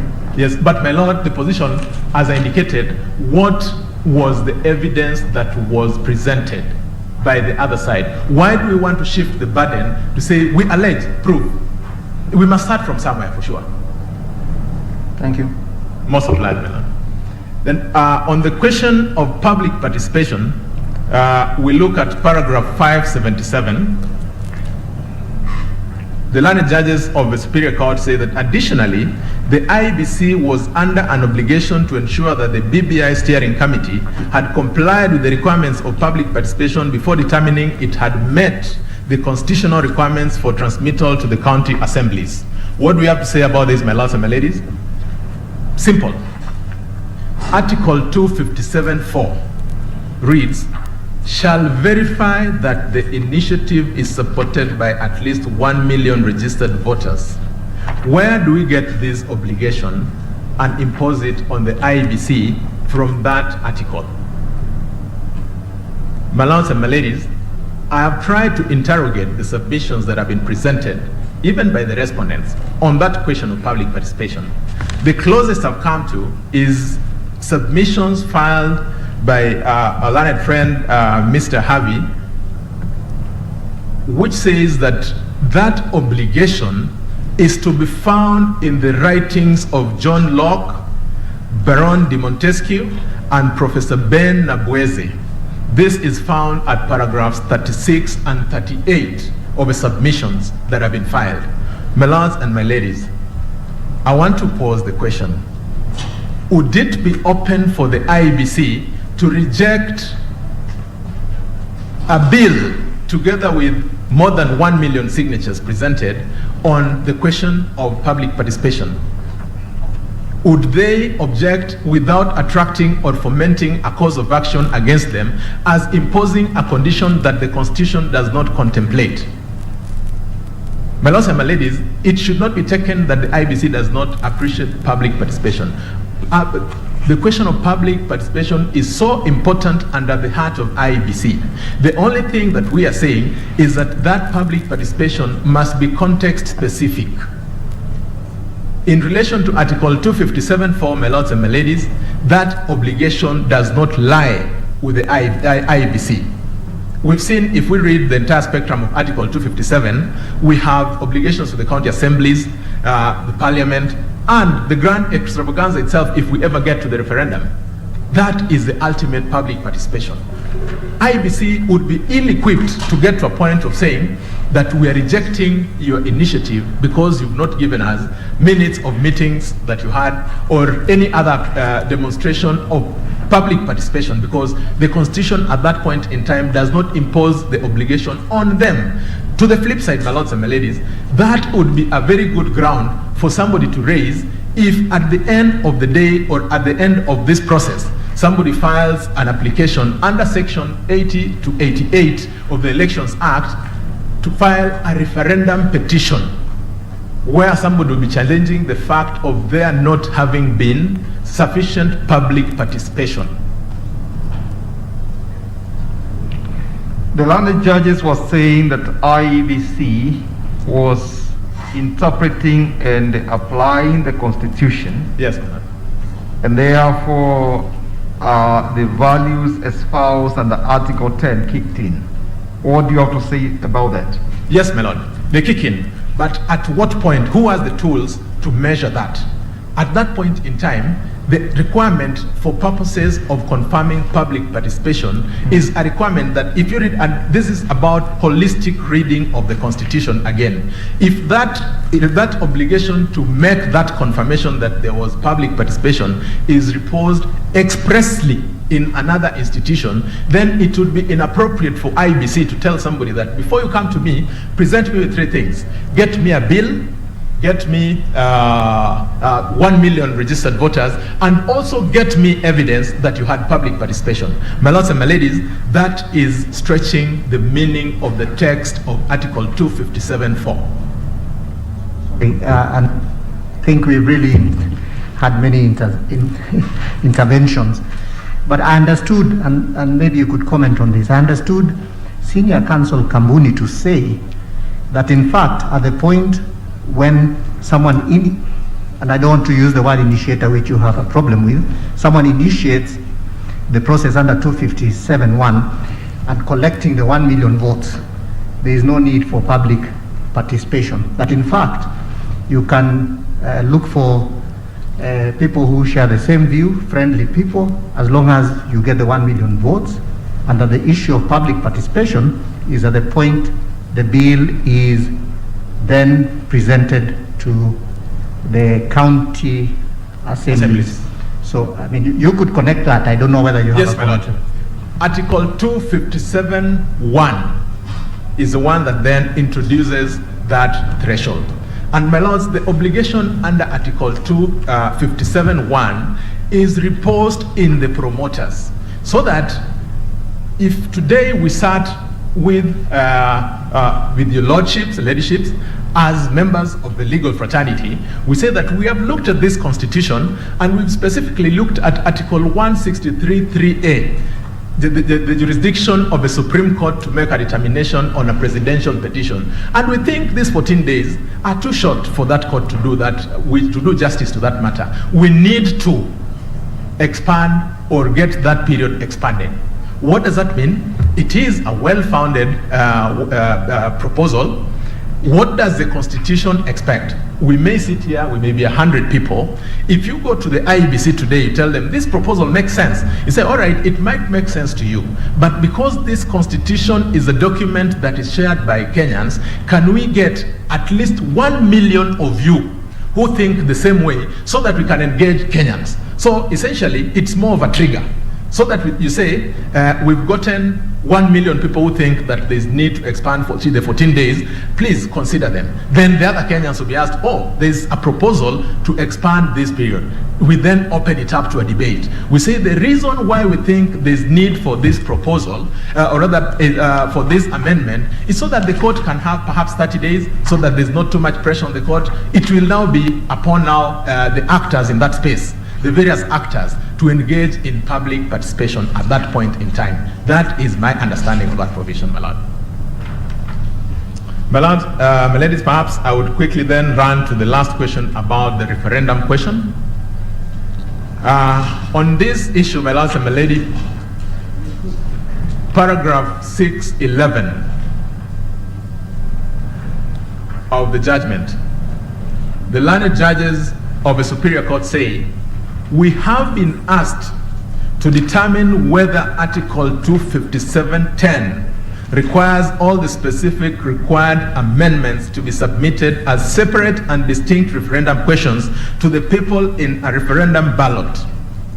My lords and my ladies, the learned judges of Superior Court then go on to make a finding, that is Declaration 18, that a declaration is hereby made that Article 257.10 of the Constitution requires all specific proposed amendments of the Constitution to be submitted as separate and distinct referendum questions to the people.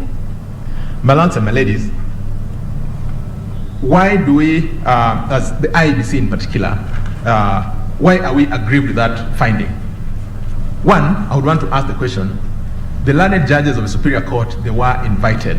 First principles, whenever you're invited to make a determination, you ask yourself, and this is the point that learned senior counsel Professor Njue was making, you must ask yourself whether you have the jurisdiction to make that determination. It is not just a question of saying a question was presented to us. Satisfy yourself. My lords and my ladies, we say that because in the absence of a controversy, you present such a question to the IEBC, then you are at best inviting them to exercise advisory jurisdiction, which they do not have. I then ask myself the question related to that. What was the controversy that was presented for the determination of the learned judges? My lords and my ladies, at the second paragraph after the learned judges, I think paragraph 612, the learned judges find a report. They say that the petitioners cited the final report of the Independent Commission on Referendums on this question from the University College of London. My lords and my ladies, how is this report to form a controversy that is being discussed in a court of law in Kenya? Let me leave that at that and say, my lords and my ladies, Section 49 of the Elections Act reposes the obligation to make a determination on a question touching on the referendum on the IEBC.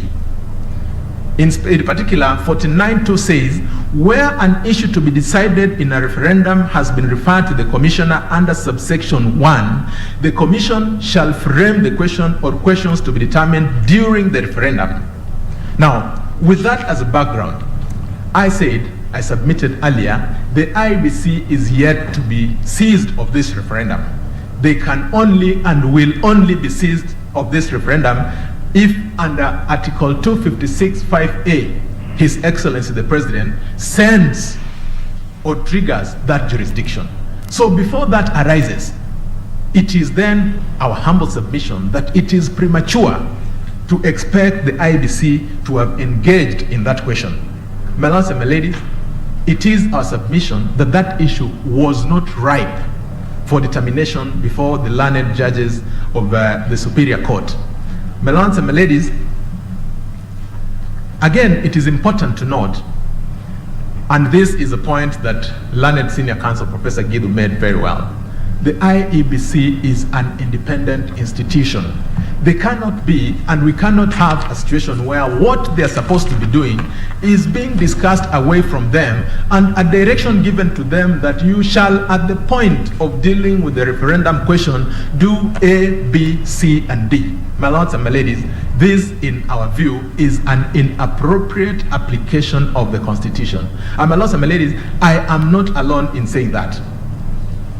A member of, a honorable member of the bench, Justice Fred Ochieng, in a case that we've referred to time and again throughout this decision, that is the decision in Titus Alila, and it's cited as one of the authorities that appears at page 230 of our bundle and digest of authorities, when faced with a similar question on the issue of referendum, had the following to say.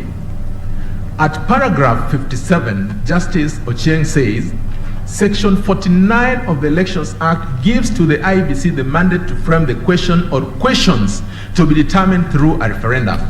At paragraph 59, the learned judge says, this court cannot purport to give the IEBC directions on exactly how to carry out its responsibility in that respect.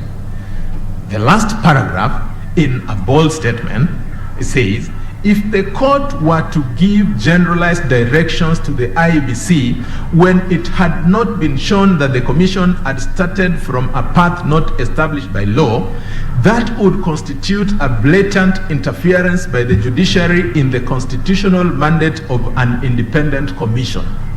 My lords and my ladies, that decision was presented before the learned judges of the Superior Court. We have seen the declaration that they made. We leave it to you, my lords and my ladies, to make a determination. On my feet, my lords and my lady, I would want to make a plea that on that question, and it reminds me or takes me back to the to the question that Justice Gatemu Kairu asked. When faced with such a situation, would it not be right to have a setting where there is a harmonious way of facilitating institutions to work with what I would call clear directions from courts in terms of court judgments? My lords and my ladies, what am I saying? I'm saying it places independent institutions in very awkward positions when today there is a judgment that could come from Judge X in a place Y. Tomorrow, another decision touching on the same issue, constitutional interpretation, again from another judge. It leads to a situation where we will be forum shopping. My lords and my ladies, that is not the sort of practice that we want. In fact, as a practitioner of law, my lords and my ladies, I've been put in a place where sometimes it is difficult to even advise a client. You advise, you give a written opinion, but you must timestamp it. Why? Because if you don't timestamp it and issue a disclaimer that my opinion is valid up to the time I'm signing this decision, another contrary decision will come from somewhere. And my lords and my ladies, you'd be accused of having misled an institution. Our proposal, my lords and my ladies, is that when dealing with these sort of issues, particularly interpretation of a question of public law, it could be a constitutional interpretation. My lords, my ladies, you may want to give guidance in how then the court below you, the learned judges of the Superior Court, can apply or exercise their jurisdiction without creating hardship to the institutions that depend on them for guidance and interpretation. An example would be the Lady Justice Okwanyi says that IBC, you have jurisdiction. Please you have quorum, carry on with what you're doing. So they then go on to make arrangements, do this, do the other in relation to their institution. Shortly thereafter, they told, wait a minute, whatever you did in the hope that you had jurisdiction is actually null and void. What does that do to institutions that then are expected to apply the law? It then places them in a position where the man in Kangemi bus would start doubting the ability of these institutions to work the way they should work. So it is a really important question to ask. Let us have, my lords and my ladies, a Titus Alela moment. Let's have a guidance on this very pertinent issue. My lords and my ladies, with that, I think I'm only left with 15 minutes. Permit me to allow my learned friend, Mr. Moses Kipkogei, to address you on the other matters. I'm most obliged for your patience. Thank you. Mr. Kipkogei, it looks like you have only 15 minutes.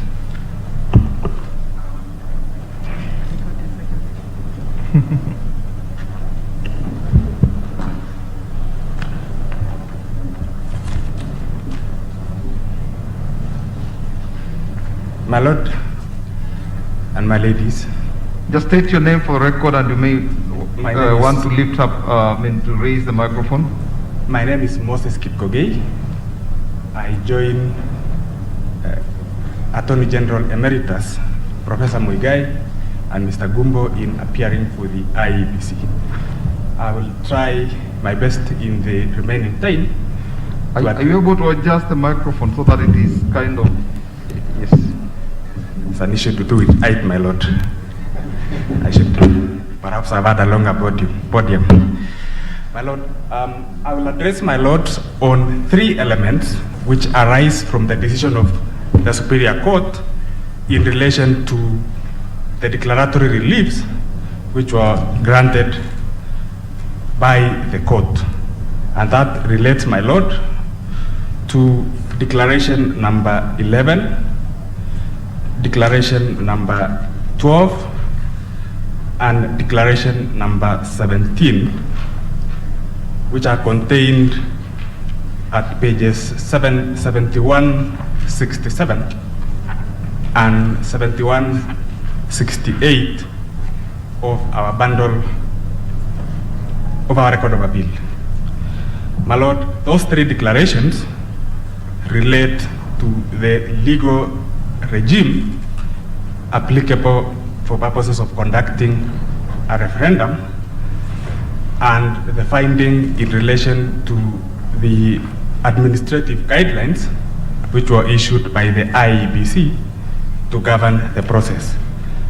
I note, my Lord, that Malanet seniors who have addressed you ahead of me have touched on those, and I will try to touch on areas which they did not touch on. But before I do so, my Lord, allow me to address you on just one aspect which arose from Mr. Gumbo's submissions in relation to the interpretation to be accorded to Article 257, sub-Article 4.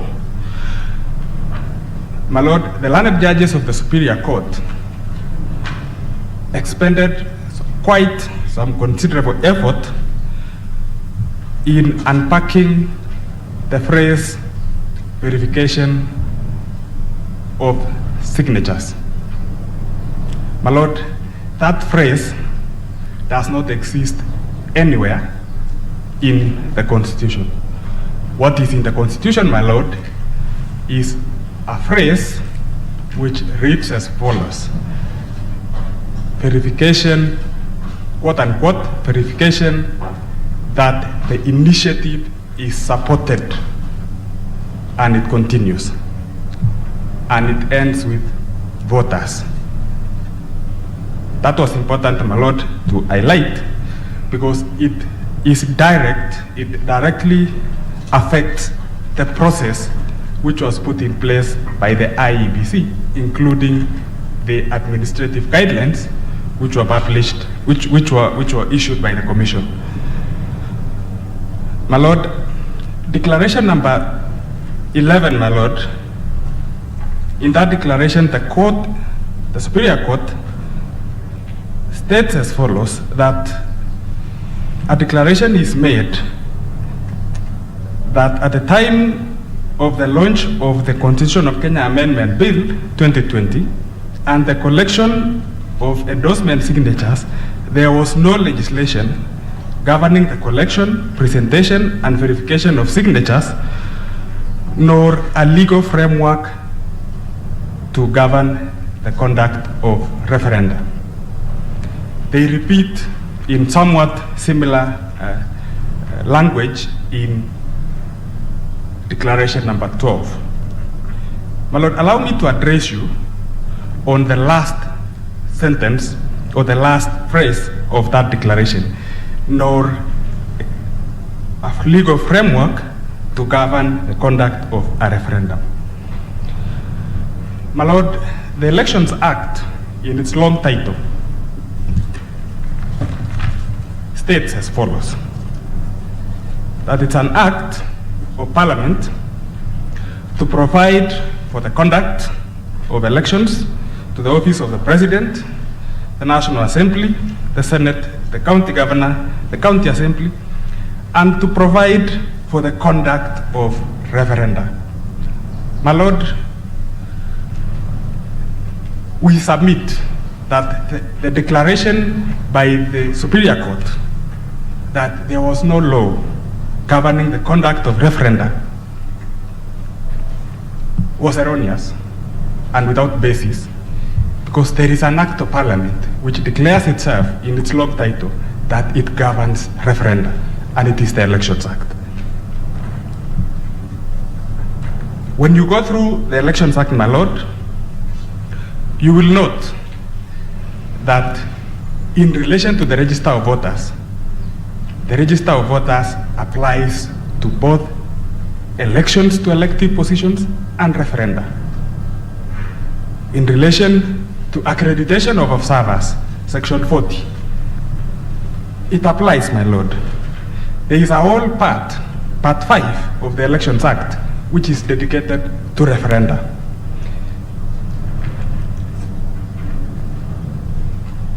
There is a whole chapter dedicated to dispute resolution for referendum processes, running from Section 88, my lord, to Section 103 of the Elections Act. The Electoral Code of Conduct, which is a schedule to the Elections Act, applies not only to elections, but also to referenda.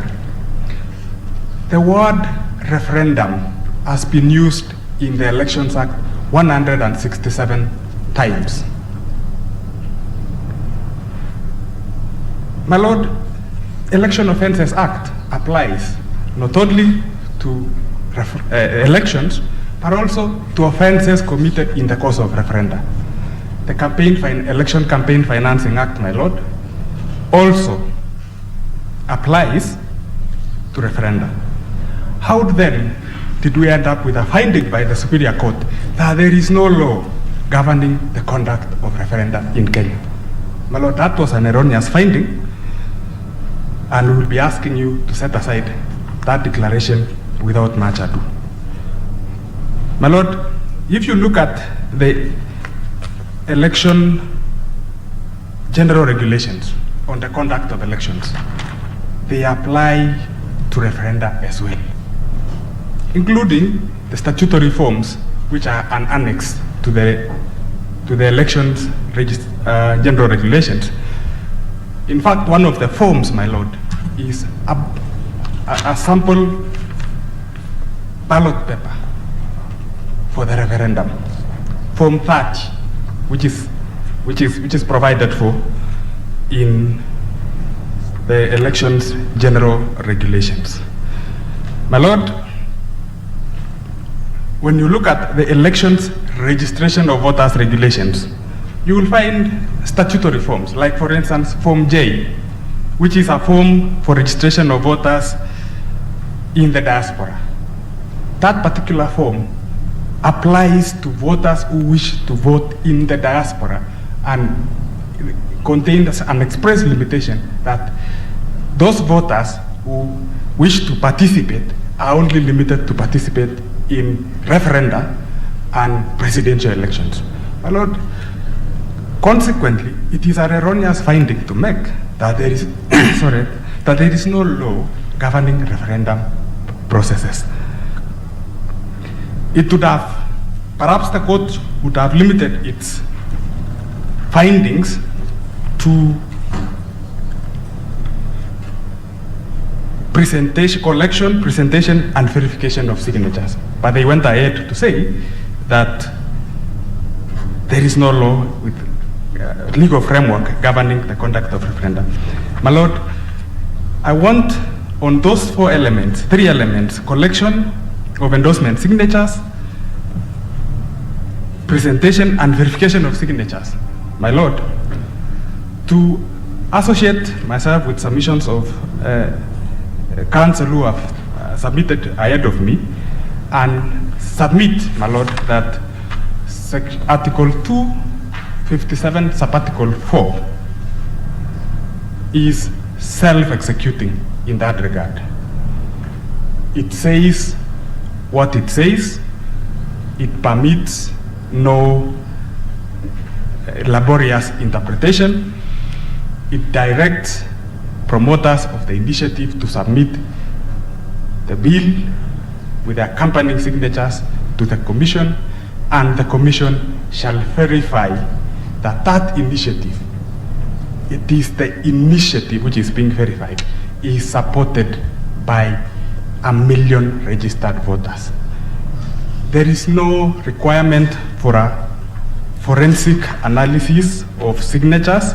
It is a confirmation that the persons who are said to support the initiative do support the initiative. And it takes many forms, my lord, and we've elaborated in our submissions the mechanisms which are available and which have been tested worldwide for the verification of signatures to support an initiative. It is not, as Mr. Gumba has put it, a process where investigators have to be called in to check whether the signature belongs to that particular person in the sense of an investigation under like a criminal investigation. My Lord, allow me to spare my remaining 5 minutes to address you on the administrative procedures which were published by the Commission. My Lord, under Regulation 100 of the Elections General Regulations, the Commission has been donated power by Parliament to publish guidelines in the Gazette. And when the Commission is minded, as an EMB, to publish guidelines, they do so. With respect to the guidelines which are alluded to in the judgment of the Superior Court, the Commission did not publish. It was not because for want of power or lapse in its processes that they did not publish. It was deliberate because they are internal rules. They are meant for use by itself. You will have occasion, my Lord, I do not have time to take you through those regulations, but you will notice, my Lord, that it is in the nature of a standard operating procedure issued by commissioners to its secretariat.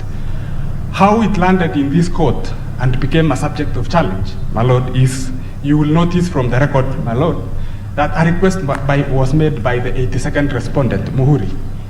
And they asked, do you have any guidelines which you use to verify signatures? And there was a response from the Commission. Yeah, oh yes, we have regulations, we have guidelines, our internal guidelines. They took those guidelines together with a letter from the Acting Commission Secretary of the IEBC and challenged it in court. That is how those guidelines have landed before you. But otherwise, they would have been at anniversary towers, not subject of challenge. They are internal to the Commission. They are manuals, internal manuals for the Commission, standard operating procedures. They have not acquired and were never intended to acquire the status of a statutory instrument within the meaning of the Statutory Instruments Act or Cap 2, Interpretation and General Provisions Act, and consequently, they should not have attracted the order which was, the declaration which was issued under Declaration number 17 of the Superior Court's declaratory reliefs. And consequently, my Lord, we will ask you to set aside those declarations. My Lord, allow me to spare the last minute to clarify one issue which was addressed by Attorney General Emeritus with respect to the existence of unamendable clauses and whether the High Court made a finding to that effect. I'll just refer you to the appropriate paragraph in the judgment of the Superior Court.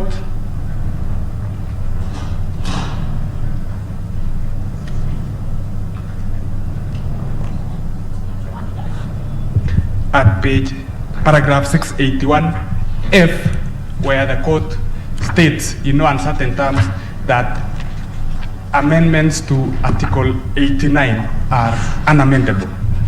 You, my Lord, Justice Kiage had posed a question to Attorney General Emeritus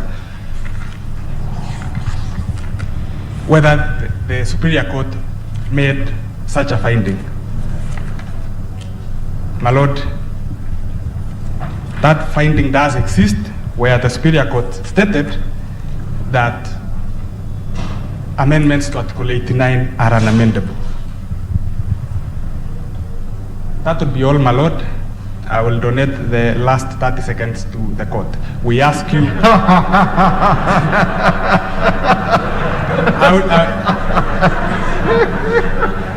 I will ask my lords to allow our appeal, set aside the judgment of the Superior Court. Thank you for your generosity, Counsel. Thank you, my Lord. Thank you. Now, on that happy note of a donation of time to the court, we have, I think, one appellant remaining only. Is that so, Senior Counsel Mr. Tonyi? Yes. And you said you would take 1 hour because you donated 1 hour? Just 1 hour, perhaps with a bit of concession from the court, a few more minutes. So you have like 25 or 20, about 20 minutes or so. You can start before we rise it. Okay. All right. I think we break now. We break now.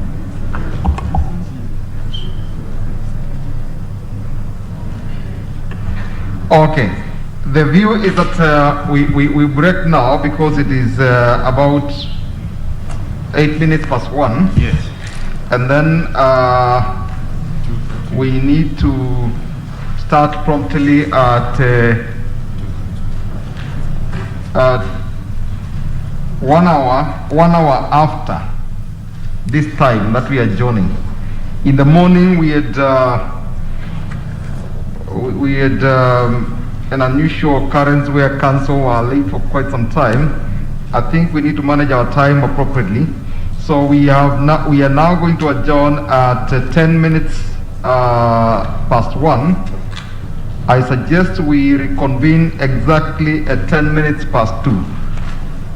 I was going, my lord, to request your lordships to allow us a little bit longer time. This is lunch hour.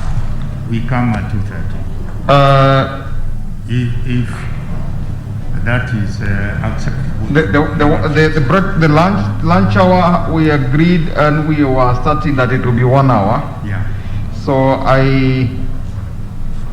I respectfully suggest that we still take 1 hour because we have many parties to listen to. So let's come after 1 hour. All right.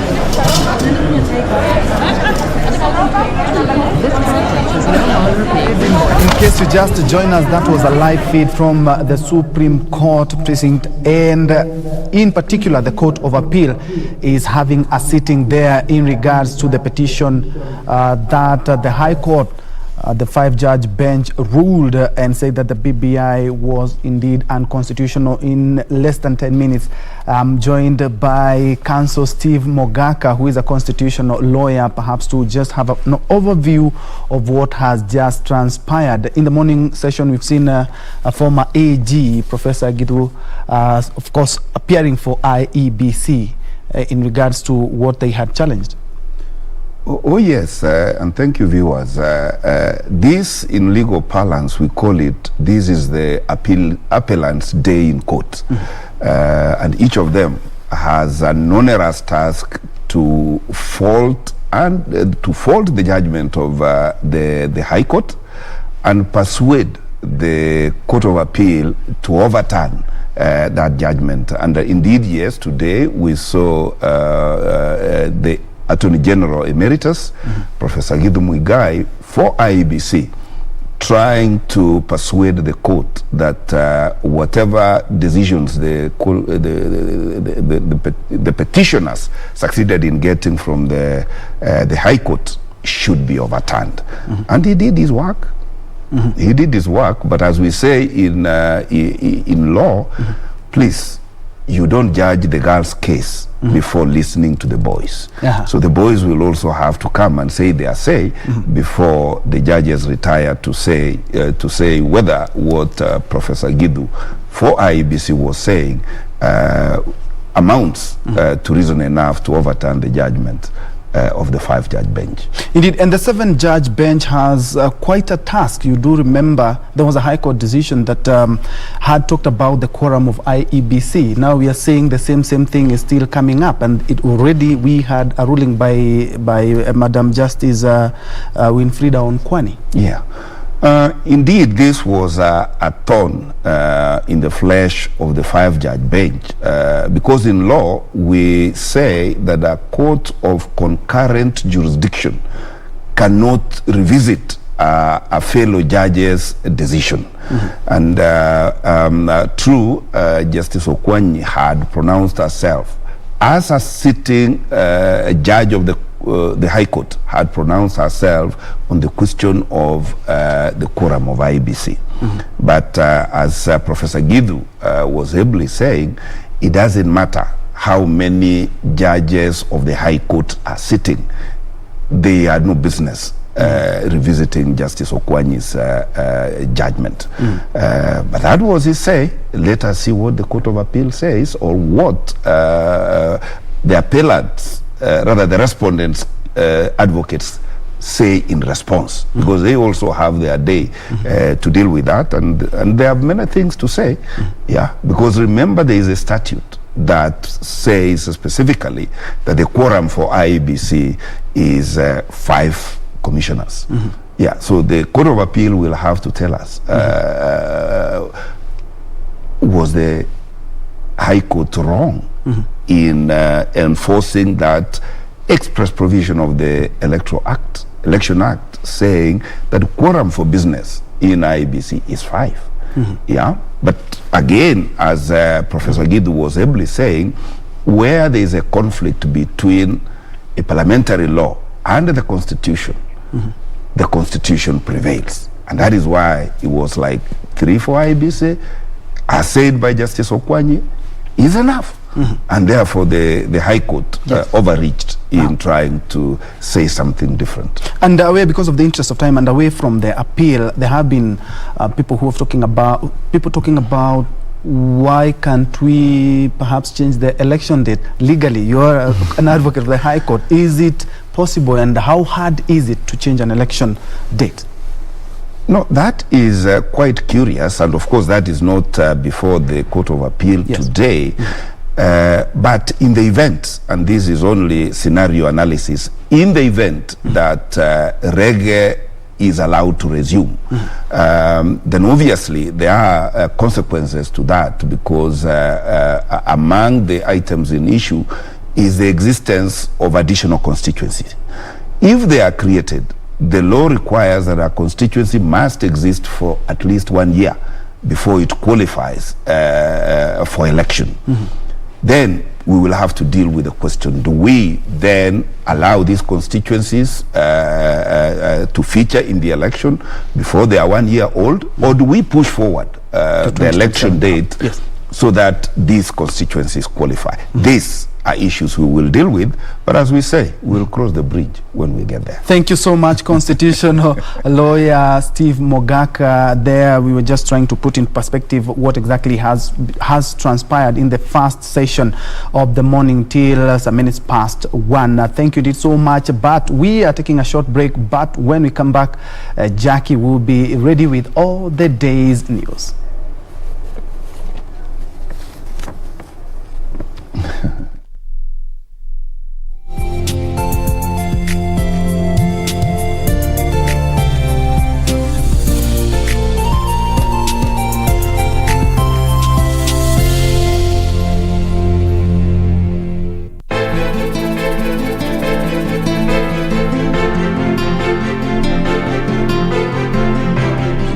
Wako mchokozi. Si ungeweza kutuliza kwanza? Hapo TV ni ya baba yenu.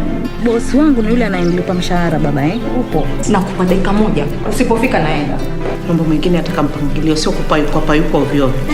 Hebu waunguza huko wewe. Lakini Kate, alafu kuwa makini sana ule mke wako. La usivyo itakugharimu. Kunguru mkubwa wewe. Nani kunguru? Wewe. waendelea nini hapa?